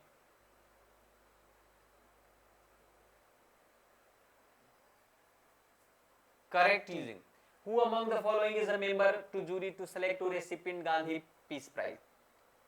तो जूरी की बात किया जाए तो इसमें कौन है भाई? प्राइम मिनिस्टर ऑफ इंडिया है, प्रेसिडेंट तो है नहीं, तो ये तो होना ही नहीं चाहिए। तो इसमें भी है, इसमें भी ये है, तो ये दोनों तो हो गए। प्राइम मिनिस्टर चेयरमैन होते हैं, सेकंड तो होगा ही। फोर भी होगा, लीडर ऑफ ऑपोजिशन। और चीफ जस्टिस ऑफ इंडिया की बात कर रहा है, तो चीफ जस्टिस ऑफ इंडिया होते हैं क्या? First and third, first and third. Leader of opposition होते हैं,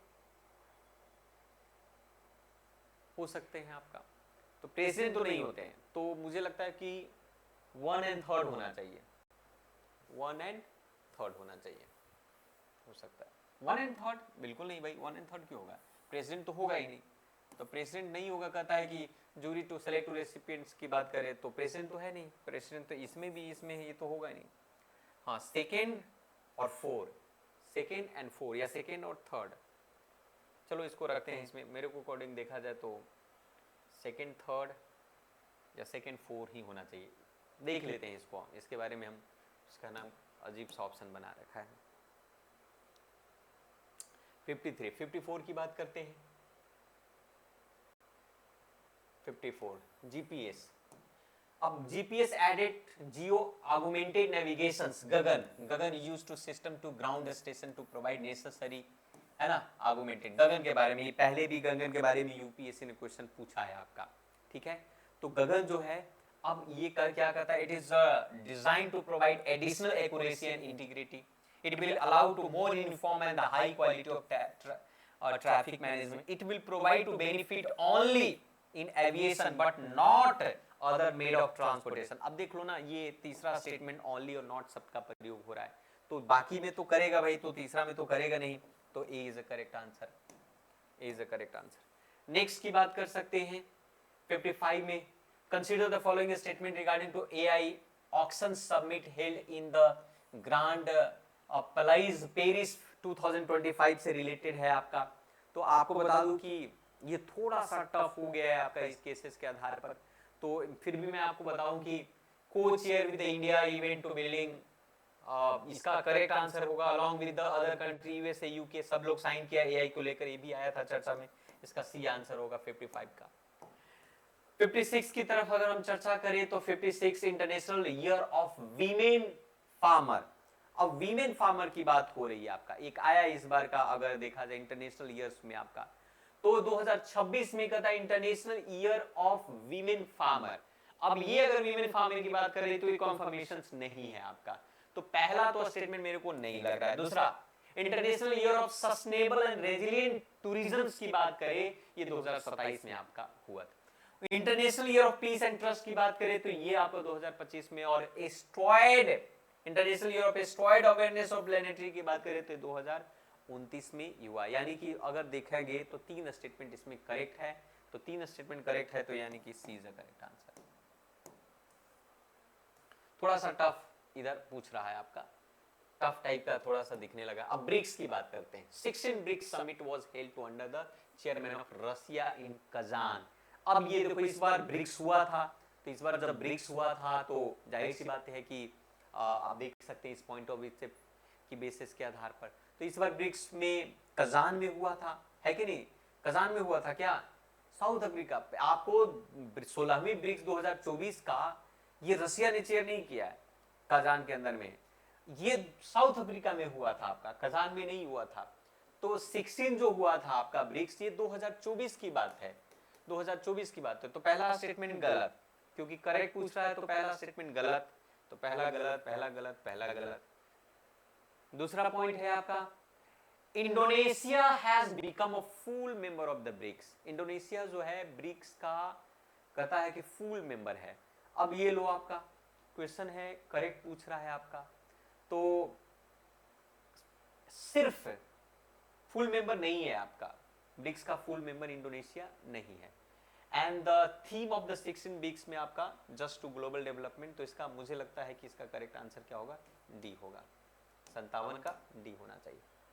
58 की तरफ चलते हैं, लोकपाल से रिलेटेड है, लोकपाल से रिलेटेड है, तो लोकपाल के बारे में आपको पढ़ लो, समझ लेने की जरूरत है कि भाई लोकपाल क्या है। तो इसमें भी कहता है कि Lokpal apply to public servant of India but not to Indian public servant posted outside to India. Lokpal jurisdiction जो है इंक्लूडेड है ऑल पब्लिक सर्विस है, not those posted to outside of India is not restriction.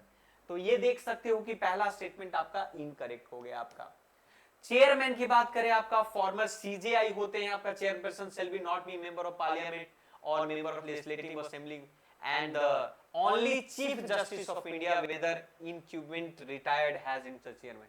आपको बता दूं कि farmer CJI जो हैं या चीफ जस्टिस ऑफ इंडिया जो है चेयरमैन ऑफ लोकसभा लोकपाल होते हैं आपका, तो ये भी आपका कर सकते हो, सेकंड गलत है। अब chairman of the member shall not be person less than 45 year आपका ओल्ड, ये सही है आपका। और लोकपाल का 4th नंबर में कहता है कि Lokpal can not inquire into the allegations of corruption against to the sitting of prime minister।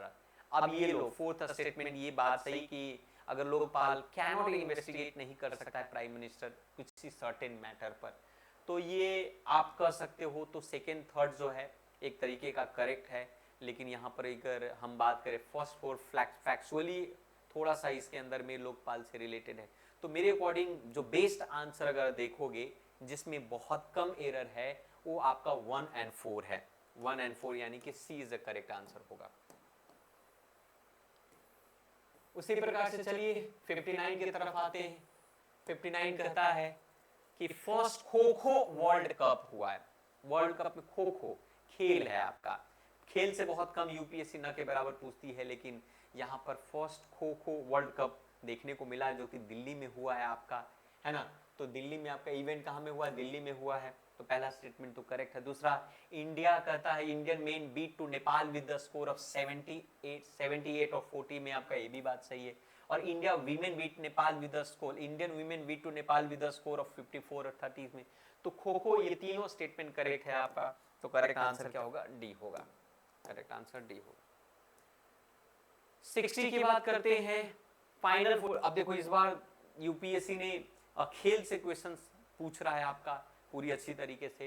मैं आपको बता दूं कि ये पूछा है in the final 45 chess olympic held 2024 Gukesh, है ना, Dommaraju become a world youngest winner after to defeating to the Russian player in. अब यहाँ पर देख लो पहला स्टेटमेंट में तो सही है कि यंगेस्ट प्लेयर वर्ल्ड का नंबर 1 है, but not in that manner में जिस तरीके से प्रश्न पूछा चेस में आपका, तो उसने इसको डिफीट नहीं किया है खास करके रशिया वाला, तो पहला स्टेटमेंट आपका।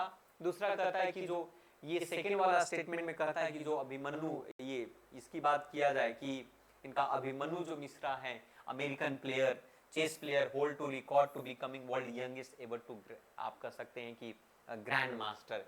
तो दूसरा स्टेटमेंट इसका करेक्ट है। उसी प्रकार से थोड़ा सा खेल से रिलेटेड के अलावा आगे बढ़ते हैं। क्वेश्चन थोड़ा सा तो टफ टाइप का दिखा है, लेंदी टाइप का। सम रेयर अर्थ है, अब सम शब्द का प्रयोग कर रहा है। मैंने कई बार कहा है कि एलिमिनेशन टेक्निक के थ्रू जो है आप क्वेश्चंस को टैकल कर सकते हैं, क्वेश्चंस को टैकल कर सकते हैं, एलिमिनेशन टेक्निक के थ्रू आप कर सकते हैं। तो सम शब्द का प्रयोग किया है, तो सम शब्द का प्रयोग किया है, तो मैं तो आंख बंद करके ऐसे को अगर नहीं आता है तो करेक्ट आंसर कर दूंगा, ए होगा। तो बात सही है, ए होना चाहिए कि एलिमेंट हैव अ फास्फोरस और प्रॉपर्टी होती है और इसके अंदर में भी कंप्यूटर। फिर आपका 62 की अगर हम बात करें, इंडियन रेलवे हैव प्रिपेयर। अब देखो 62 की बात कर सकते हैं। अब इसमें इंडियन रेलवे से रिलेटेड कहता है आपका, आप पूछ रहा है आपका क्वेश्चन नॉट करेक्ट पूछ रहा है, इनकरेक्ट स्टेटमेंट पूछ रहा है। Indian railway have prepared a national rail plan to create a future ready railway system by 2028। अब यहाँ पर 2028 नहीं 2030 है, तो ये इनकरेक्ट हो गया आपका। दूसरा हम बात कर सकते हैं कि कवच is a automatic a train protections developed in the collaboration of the Germany। तो ये दूसरा स्टेटमेंट का आपको बता दूं कि collaboration with the not collaboration with the Germany है, ये दूसरे कंट्री के साथ है। तो ये भी आपको कह सकते हो कि आपका गलत है और करेक्ट भी आपका। और तीसरा जो कवच है आपका खास करके ये consist of RFID tag field to track station section के बेस के आधार पर। तो तीसरा स्टेटमेंट आपका कह सकते हो कि नॉट करेक्ट के अकॉर्डिंग जो है ये इनकरेक्ट है आपका। कवच यूज करता RFID टैग लोकोमोटिव के लिए, नॉट ऑन ट्रैक, ट्रैक पर नहीं करता है आपका, नॉट ऑन ट्रैक। तो तीसरा स्टेटमेंट भी एक तरीके का करेक्ट है आपका। दो स्टेटमेंट इसमें तो करेक्ट है 2030 से लेकर, इसका करेक्ट आंसर क्या होगा? नॉट करेक्ट पूछ रहा है तो तीनों इनकरेक्ट है, तीनों इनकरेक्ट है, तो D is the correct answer. आप देखो न्यूज में रहा है, गगनयान रहा है, स्पेस डेक्स रहा है, एक्सम 4 रहा है। How many space mission has been incorrect to support of the microgravity को लेकर के, ये काफी न्यूज में रहा है, आपको पता ही होगा। एक्सियम जो 4 है एक तरीके का, ये प्राइवेट यूएसए मिशंस का है, वो प्राइवेट है वो भी आपका। तो एक तरीके का कह सकते हो कि भाई ये तो नहीं है आपका। स्पेस डेक्स के बारे में आपको पता होगा कि या फ्यूचर जो इसरो का मिशन है आपका माइक्रोग्रेविटी डायनेमिक, तो इसके अंदर में तो दूसरा स्टेटमेंट आपका करेक्ट है, दूसरा स्टेटमेंट आपका करेक्ट है। लेकिन वहीं पर अगर हम तीसरी स्टेटमेंट की अगर हम बात करें तो गगनयान के बारे में पता होगा कि ये ह्यूमन एक तरीके का स्पेस फ्लाइट मिशन है आपका, जिसमें माइक्रोग्रेविटी एक्सपेरिमेंट मॉडल के बेस के आधार पर है। तो दो स्टेटमेंट इसके करेक्ट है, तो इसके अकॉर्डिंग जो है ये करेक्ट आंसर हो जाएगा आपका। ये दोनों ये हटा दीजिए, तो बी इज करेक्ट आंसर। आगे बढ़ते हैं, नेक्स्ट क्वेश्चन की तरफ चलते हैं। क्वेश्चन नंबर 64, क्वेश्चन नंबर 64 की तरफ। 64 का था with the reference of India defence consider the following pair aircraft type. अब एयरक्राफ्ट टाइप की बात है। अब यहां पर कहता है कि ड्रोनियर 2228 maritime petrol aircraft, IL-76 supersonic combat aircraft, C-117 global master. अब ये तीन चीजें हैं, तो मैं आपको बता दूं कि दो स्टेटमेंट इसमें गलत है, एक करेक्ट है। तीसरा स्टेटमेंट जो है वो एयरक्राफ्ट है, ना कि सुपरसोनिक। तो ये एयरक्राफ्ट, तीसरा एयर फर्स्ट एंड थर्ड, ये करेक्ट है आपका। ये कह सकते हो कि B is the correct answer. यहां पर देखो 65 में artificial way of causing to rainfall reduce to air pollution. अब देखो कभी कभी जो है बारिश जो आर्टिफिशियली करवाई जाती है, क्रिकेट मैचों में भी आप लोगों ने देखा होगा, सिल्वर आयोडाइड में क्लाउड सीडिंग, और इस तरीके से आप लोगों ने, आपको पता होगा, इस तरीके से आप लोगों ने पढ़ा होगा इसके बारे में, आर्टिफिशियल रेन के बारे में। ज्यादातर क्लाउड सीडिंग किया जाता है आर्टिफिशियल में, सिल्वर आयोडाइड का प्रयोग किया जाता है, पोटेशियम आयोडाइड का प्रयोग किया जाता है, दोनों एक साथ नहीं यूज कर सकते, अलग। सिल्वर नाइट्रेट का प्रयोग किया जाता है आपका, है कि नहीं? तो ये कह सकते हो, कहता है कि ये artificial way of causing to rainfall due to silver iodide potassium, दोनों एक साथ नहीं कर सकते, सिल्वर नाइट्रेट पोटेशियम एक साथ नहीं कर, सिल्वर आयोडाइड और पोटेशियम नाइट्रेट की बात कर रहा है, और सिल्वर आयोडाइड और सोडियम क्लोराइड और ड्राई आइस, इस तरीके की चीजों को हम यूज कर सकते हैं। तो अगर हम इसका एप्रोप्रिएट आंसर की बात करें तो हम सिल्वर नाइट्रेट और पोटेशियम आयोडाइड एक तरीके का कहा जाए तो हम यूज कर सकते हैं, इसके अकॉर्डिंग आपको पता होगा इसका करेक्ट आंसर क्या होना चाहिए। इसका करेक्ट आंसर यही होना चाहिए भाई कि सिल्वर नाइट्रेट और पोटेशियम क्लोराइड, यानी कि D is the correct answer. ये दोनों आपका नहीं, सिल्वर जो नाइट्रेट और पोटेशियम क्लोराइड है, ये इसमें से क्वेश्चन क्या पूछ रहा है, रिड्यूस कर रहा है एयर पोल्यूशन का। हाँ ठीक है, तो इसका करेक्ट आंसर क्या होना चाहिए, एक तरीके का करेक्ट आंसर बी होगा, नॉट अ स्टैंडर्ड। आपका क्या होना चाहिए भाई मेरे अकॉर्डिंग,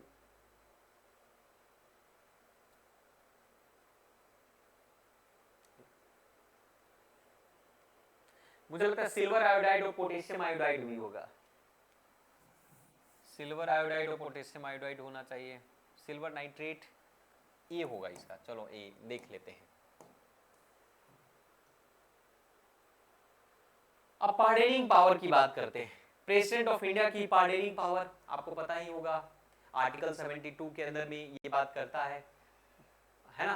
तो ये दो स्टेटमेंट आप देख ले सकते हैं। आपका कहता है कि the exercise of this power by the president can be subjected to the limited judicial review and the president can exercise their power without the advice of the central government।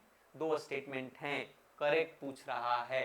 मैं आपको बता दूं कि प्रेसिडेंट जो है pardoning power बिना किसी councils of minister के एडवाइस से, ये सही नहीं है। काउंसिल्स ऑफ मिनिस्टर का एडवाइस लेता है, दूसरा स्टेटमेंट तो गलत है। दूसरी बात है कि ये जुडिशियल रिव्यू का भी पार्ट नहीं होता है एक्सेप्ट ग्राउंड ऑफ द मैलफाइट के बेसिस के आधार पर। तो ये भी कहता है कि the exercise of the power of president can subjugated to limited judicial review. Unlimited judicial review कर सकते हो आपका, क्योंकि कुछ ऐसा अगर मैलाफाइड हो तो उस पॉइंट ऑफ व्यू से हम कहा जा सकता है। तो इसके अकॉर्डिंग मुझे करेक्ट आंसर ए लग रहा है, सेकंड नहीं होगा आपका। 67 पर आते हैं। कहता है कि consider the following statement on the dissolution of the house of the people, the speaker shall not vacant his her office until immediate before the first meeting of the house people. 67 ये भी repeated question है और ये 100% correct है आपका, ठीक है, 100% correct है आपका। तो ये देख सकते हो। दूसरा कहता है according to provision of the constitution of India member of the house of the people being to elected to speaker shall be resign from his her political party immediately. ये भी बात सही है आपका। The Speaker of the House of the People may be removed from his or her office by resolution by the Houses to people possessed by the majority of the all then member of resolution shall be। ये भी सही है आपका, यानी तीन statement इसके सही है। तो इसके अकॉर्डिंग करेक्ट आंसर क्या होना चाहिए, डी होना चाहिए करेक्ट आंसर। 68 की तरफ चलते हैं। 68 कहता है कि if any questions arise as a whether a member of the house.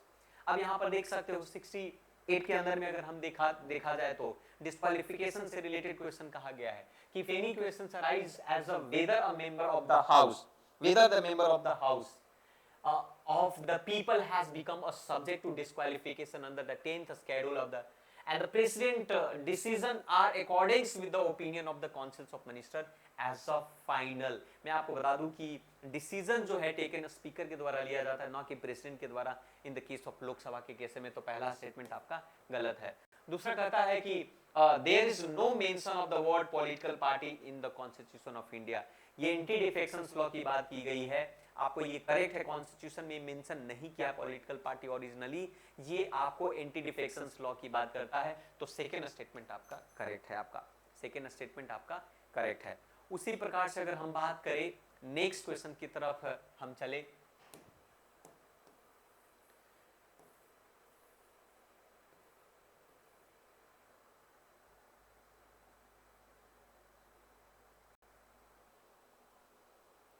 ठीक है, 69 की तरफ देखते हैं। 69 कहता है in India state government have no power for making rule for grant of concession in respect of extractions of minor minerals even through the such minerals located near territory. ये पहले भी हम लोग करंट अफेयर में discuss किया था।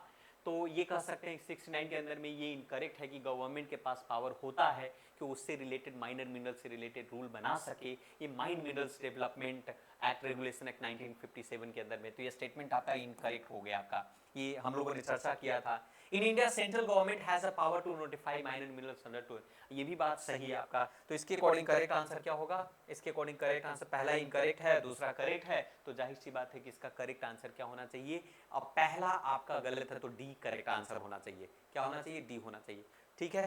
तो चलिए नेक्स्ट 17 नंबर पर चलते हैं। 17 नंबर कहता है कि which organization has enacted the nature restorations law to tackle climate change to biodiversity। तो ये आपको बता दूं कि biodiversity natural resource of law की बात करता है। तो ये यूरोपियन यूनियन के द्वारा ये काम किया गया था, यूरोपियन यूनियन के द्वारा ये काम किया गया था। तो करेक्ट आंसर क्या है? ए होगा इसका। उसी प्रकार से हम बात करते हैं नेक्स्ट।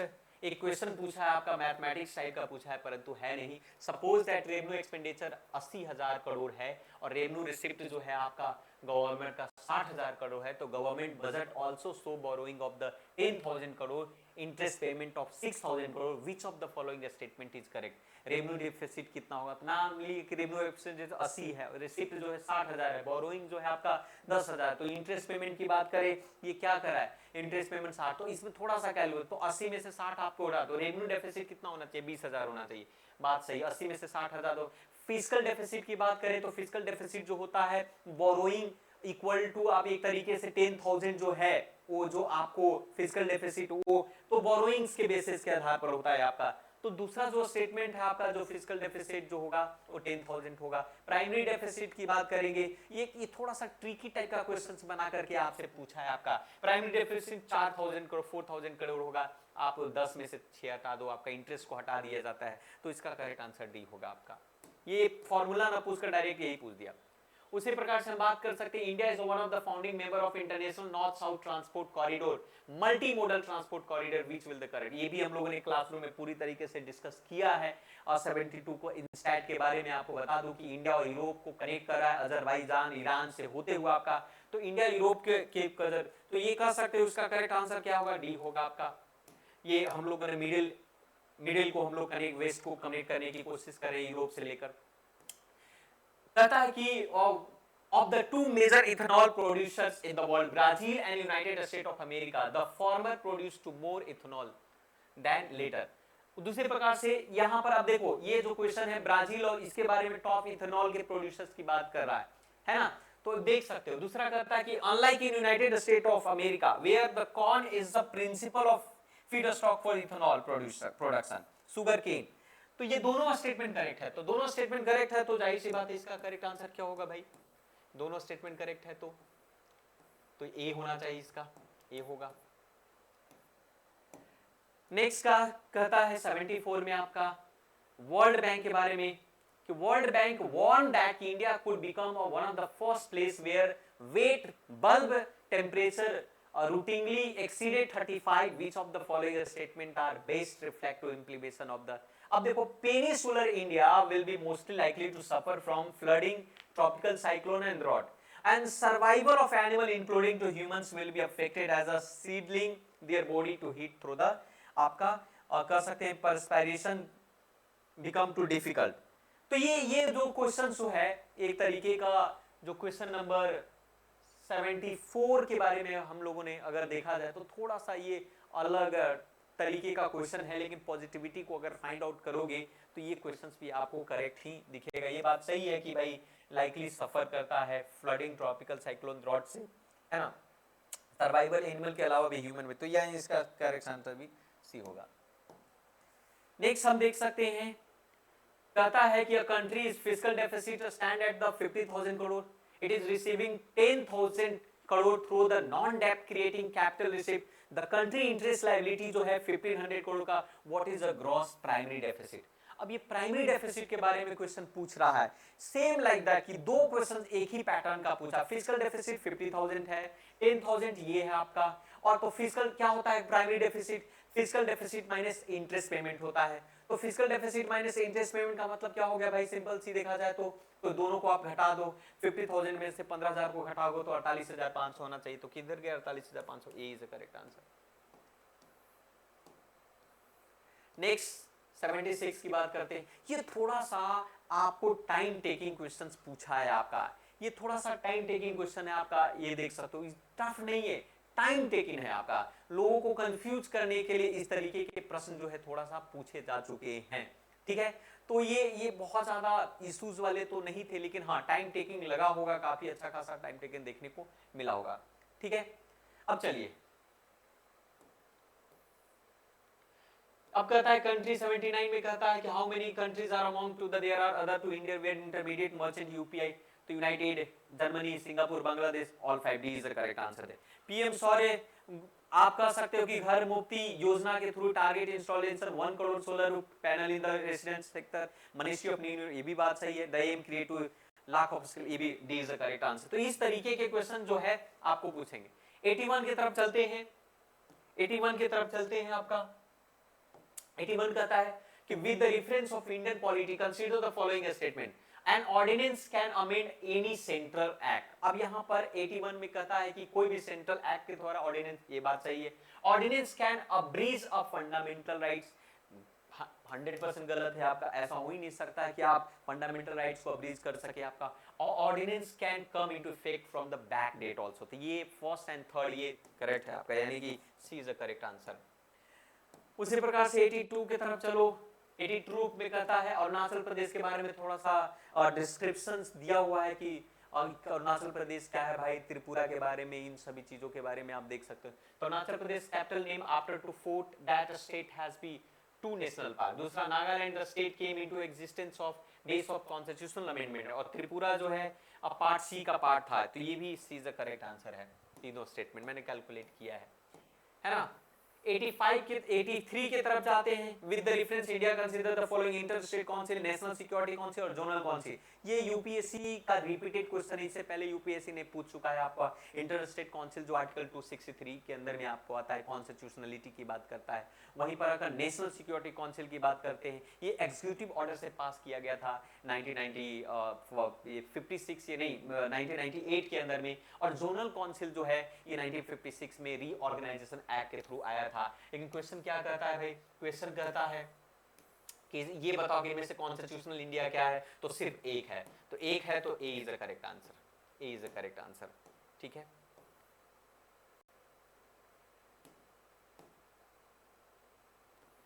एटी4 की बात करें, 84 की बात करें तो 84 में कहता है constitution of India explicitly mention that certain sphere the governor of a state act his honor। अब देखो ये मैंने कहा था शुरुआती दौर में भी कहा था कि जिस तरीके से तमिलनाडु का वो चल रहा है, तो हो सकता आने वाले कल में जो प्रश्न के तौर पर पूछा जाएगा, और यहाँ पर प्रश्न के तौर पर पूछा जा चुका है आपका does not explicitly होगा, तो ये गलत होगा आपका। दूसरा, the president of India can of his her own reserve bill passed by the state legislature for his her consideration without to being forwarded by the governor, ये भी कर सकते हैं। तो करेक्ट आंसर क्या होगा इसका, डी होगा। नेक्स्ट हम बात कर सकते हैं 81 हो गया, 82 हो गया, 84 हो गया, 85 की तरफ चलते हैं। 85 क्या कहता है, थोड़ा सा क्वेश्चन पेपर जो है लेंदी बनाया है। अगर आप देखोगे पेपर बहुत ही लेंदी बनाया गया है आपका, मैं अब सॉल्व कर रहा हूं तो वो भी चीजें हमें पता चल रहा है कि भाई क्या पेपर होगा आपका। Separation of judicial from executive in the public service of the state, ये डायरेक्टली प्रिंसिपल स्टेट पॉलिसी है, ठीक है। The valuing of the preserving of the rich heritage of our composite culture, ये फंडामेंटल भी ये कर सकते हो, आपका ड्यूटी है। Provisions of employment of children below the 14 to factory, ये भी फंडामेंटल राइट्स। तो करेक्ट आंसर इसका क्या होना चाहिए, हाँ फंडामेंटल राइट्स आप कर सकते हो, ये करेक्ट है आपका। आर्टिकल 24 के अंदर में आपको देखने को मिलेगा ये फंडामेंटल राइट्स से रिलेटेड, ठीक है। उसी प्रकार से अब 87 पर चलते हैं आपका। 86 पर चलते हैं। 86 क्या कहता है, कहता है consider the following state with the reference of the constitution of India if an area in a state is declared a schedule area under the 5th schedule, the state government losses its executive power to such area and the local body assume the। अब यहाँ पर देखो पहला statement की अगर हम बात करेंगे तो यहाँ पर ये कहता है में आपका कि ये जो खास करके स्टेट गवर्नमेंट जो है वो अपनी पावर लॉसेज एग्जीक्यूटिव पावर वहां एरिया में, स्टेट गवर्नमेंट की बात करें, गवर्नर की बात नहीं, तो ये करेक्ट है आपका। Union government can take over the total, अब ये यूनियन गवर्नमेंट के केसेस में ये हो सकता है आपका, ठीक है। तो ये दोनों स्टेटमेंट आपका करेक्ट होगा। इसके बारे में ये भी पीवाईक्यू में पूछ चुका है प्रीवियस ईयर में आपका। 87 की बात करते हैं। 87 कहता है कि ऑर्गेनाइजेशन और यूनियन मिनिस्ट्री के अंदर में नेशनल ऑटोमोटिव बोर्ड के बारे में चर्चा कर रहा है, ऑटोमोटिव बोर्ड के बारे में चर्चा कर रहा है। तो ऑटोमोटिव बोर्ड जो है मिनिस्ट्री ऑफ ऑटोमोशन से रिलेटेड है, तो मिनिस्ट्री ऑफ किसके अंदर में आएगा, तो जाहिर सी बात है कि भाई कॉमर्स के अंदर में नहीं, हैवी इंडस्ट्री के अंदर में आता है, ये कॉमर्स दिया है, तो ये तो गलत हो गया आपका। दूसरा कोर बोर्ड के बारे में बात करता है, एमएसएमई के अंदर में आता है, तो ये भी गलत हो गया आपका। और national centre for trade information की बात करें, मिनिस्ट्री ऑफ कॉमर्स के अंदर में आएगा। मिनिस्ट्री ऑफ माइक्रो और स्मॉल इंडस्ट्री की बात कर सकते हैं सेंट्रल इंफॉर्मेशन में आपका, तो ये एसोसिएटेड है उसी के अंदर में आपका। तो दो जो है करेक्टली मैच तो नहीं है आपका, यहां पर B is the correct answer होगा, यानी कि एसोसिएटेड है ना ये, तो कौन सा करेक्ट होगा आपका? तो पहला तो नहीं है, पर सेकंड थर्ड जो है एसोसिएटेड है दोनों, तो ये नहीं, तो करेक्ट आंसर होना चाहिए बी होना चाहिए, ये और ये दोनों करेक्ट है आपका, बी होना चाहिए। ठीक है, अब चलो 88 की तरफ चलते हैं। 88 कहता है consider the following subject under the constitution of India, list, union list और 7th schedule, extend to executive power और कंडीशंस ऑफ गवर्नर ऑफिस की बात करें। मैं आपको बता दूं कि ये कॉन्स्टिट्यूशनल अमेंडमेंट के थ्रू 368 के थ्रू ही इसको रेक्टिफाई किया गया है, और इसके तीनों स्टेटमेंट जो है एक तरीके का गलत है, ये करेक्ट है आपका, क्योंकि स्टेट गवर्नमेंट, ये अब यहाँ पर अगर हम बात करें ये किस केसेस के आधार पर कि लिस्ट, यूनियन लिस्ट 7th के अंदर में है, एग्जीक्यूटिव पावर को भी एक्सटेंड करता है, करेक्ट आंसर है आपका, यानी कि D is correct answer, D is correct answer. Next करते हैं 89 की बात करते हैं। 89 कहता है with the reference to Indian polity, consider the following step. Governor of a state is not answerable to any court for the exercise or performance of the power or duty of, अब देखो governor की बात कर रहा है भाई, criminal proceeding अगर होगा तो इनिशिएट कर, तो उसके गवर्नर के टर्म के बेसिस के आधार पर no criminal proceeding shall be institute to continue to against to the governor during his her term office, member of a state legislature are not liable to any proceeding of the any court of respect. अब देखो ये question 89 number का question है आपका, और तीनों question जो है एक तरीके का करेक्ट ही क्वेश्चन है आपका, कि भाई गवर्नर ऑफ स्टेट जो है आंसरेबल नहीं है किसी भी कोर्ट में जब तक वो अपनी ड्यूटी में है, तो पहला स्टेटमेंट आपका करेक्ट है आपका। दूसरा, क्रिमिनल प्रोसीडिंग आप उसके अगेंस्ट, गवर्नर के अगेंस्ट जो है चला सकते हैं ऑफिस के दौरान में, लेकिन कहता है कि सेल बी इंस्टीट्यूटेड और कंटिन्यू टू अगेंस्ट, और मैं ठीक है, ये भी डी इज करेक्ट आंसर है। 90 की बात करते हैं। 90 production of crude oil, refining, storage, distribution, marketing and the sale of petroleum and production of natural gas, how many of our activity, ये रेगुलेटरी बोर्ड ऑफ इंडिया के अंदर में कौन कौन सा आता है? अब ये देखो 19 जो है खास करके अगर आप देखोगे तो प्रोडक्शन ऑफ क्रूड ऑयल जो है ये पीएनजीआरबी के अंदर में नहीं आता है आपका, इनका काम होता है रिफाइन करना, स्टोर करना, डिस्ट्रीब्यूट करना, ये सारे चीज के अंदर में आपका, और नेचुरल गैसेस का भी प्रोडक्शन इसके अंदर में नहीं है, तो सेकंड थर्ड यानी कि B is the correct answer. उसी प्रकार से आ जाओ 91 में सेडिशंस की बात करता है। Sedition has become to my religions was the famous statement by the Gandhi at the time of, किस समय इस तरीके का स्टेटमेंट गांधी के द्वारा दिया गया था, ये आपका 91 के अंदर में ये प्रश्न पूछा गया है। तो मैं आपको बता दूं कि sedition has become to my religions की जो कॉन्सेप्ट है ये आपको सॉल्ट लॉ के द्वारा, डांडी के दौरान ये किया गया था, तो आप कह सकते हो कि B is the correct answer होगा इसका, यानी कि सिविल डिसोबीडियंस मूवमेंट के बेस के आधार पर। The famous female figurine known to, अब जाहिर सी बात है बहुत डांसिंग गर्ल के बारे में बात करता है, डांसिंग गर्ल किसकी होता है, ब्रॉन्ज का, बहुत बोला। हिस्ट्री का प्रश्न जो है बहुत इजी पूछा है, हिस्ट्री और इकोनॉमिक्स का प्रश्न जो है। उसी प्रकार से 93 में कहता है who provided the legal defence to the people arrested to after, Chaura Chauri कांड के बारे में बात कर रहा है। अब चौरा चौरी कांड के बारे में अगर हम बात करें तो आपने पढ़ा होगा कि भाई ये आफ्टर गांधी जी जो है उन्होंने क्या किया था कि ये चौरा चौरी एविडेंस के दौरान में जो लीगल जो प्रोसेस सीआर दास के द्वारा प्रोमिनेंट लीडर हुआ करते थे, तो इसके अकॉर्डिंग जो हमारा करेक्ट आंसर ए होगा आपका। उसी प्रकार से 94 के अंदर में बात करते हैं। 94 क्या करता है भाई, 94 करता है कि subsequent which of the following events Gandhi who consistently opposed to untouchability and appealed for the eradication to all spheres decided including upliftment of the Harjan। अब ये देखो सिंपल सी बात है, 1994 के क्वेश्चंस के बेस के आधार पर पूना पैक्ट में गांधी जी और भीमराव अंबेडकर के बीच में पूना पैक्ट हुआ था, तो उसी के दौरान में बोला था, तो A is the correct answer. उसी प्रकार से 95 के अंदर में कहता है कि papaya, pineapple, guava, how many were the introduced India by the Portuguese in the 16th century के दौरान के बारे में। और पोर्चुगीज के बारे में तो पोर्चुगीज जो है फ्रूट्स लेकर के आया था भारत के अंदर में, पपाया लेकर आया था, पाइनएप्पल आया था, ना कि गुआवा लेकर आया था। तो पपाया और पाइनएप्पल है, थोड़ा सा अलग हो गया आपका, तो सेकंड यानी B is the correct answer. उसी प्रकार से आप देख लो 96 के अंदर में कहता है कि United kingdom, Denmark, New Zealand, Australia, Brazil, इनमें से कौन सा कंट्री के पास 4 से ज्यादा जो है टाइम जोन की बात कर सकते हैं। अब बताओ यूके के पास तो बहुत सारे टाइम जोन है, क्योंकि भैया यूके की बहुत सारी टेरिटरी है, डेनमार्क की टेरिटरी है आपका, न्यूजीलैंड के पास नहीं है आपका, तो ऑस्ट्रेलिया, ब्राजील, तो न्यूजीलैंड को छोड़ करके सबके पास ज्यादा टाइम जोन है आपका, तो 1 2 3 4 1 2 3 4 यानी कि B is the correct answer आपका। हालांकि दुनिया में सबसे ज्यादा ऑस्ट्रेलिया इसके पास है, रशिया के पास है। अब हम 97 की बात कर सकते हैं। 97 कहता है अंधियार in the Siberia, unknown in the Alaska are the few kilometers from the each other, but when people are walking up and getting set for the breakfast in this city, it would be a different day. दूसरा, when it's a Monday in Adyar, it is a Tuesday in the Nome। ये बात सही है आपका, date line change हो जाता है इन सभी जगहों पर आपको, खास करके रशिया में है अंधियार आपका, नोम जो है United State of America, Alaska का पार्ट है आपका। तो ये दोनों स्टेटमेंट करेक्ट है आपका, दोनों स्टेटमेंट करेक्ट है आपका, ठीक है, दोनों स्टेटमेंट करेक्ट है उसके। उसी प्रकार से अब नेक्स्ट जो है लास्ट है 98 है आपका। 98 कहता who among the following was the self respect movement, किसके द्वारा किया गया था? बहुत सिंपल सा प्रश्न, कई बार पूछा गया, पेरियार के द्वारा किया गया था आपका। उसी प्रकार से 99 क्या है भाई? 99 कंट्री के बारे में है, कंट्री और रिसोर्सेज, बोट्सवाना, चिले और इंडोनेशिया, इनमें से करेक्टली मैच कौन सा है? अब देखो आपको बता दूं कि इनके बारे में अगर चर्चा की बात करें तो बता दूं कि जो ये तीनों स्टेटमेंट जो है करेक्ट है आपका। लिथियम सबसे ज्यादा चिले में, डायमंड बोट्सवाना में और इंडोनेशिया में निकल मिलता है, यानी कि C is the correct answer, C is the correct.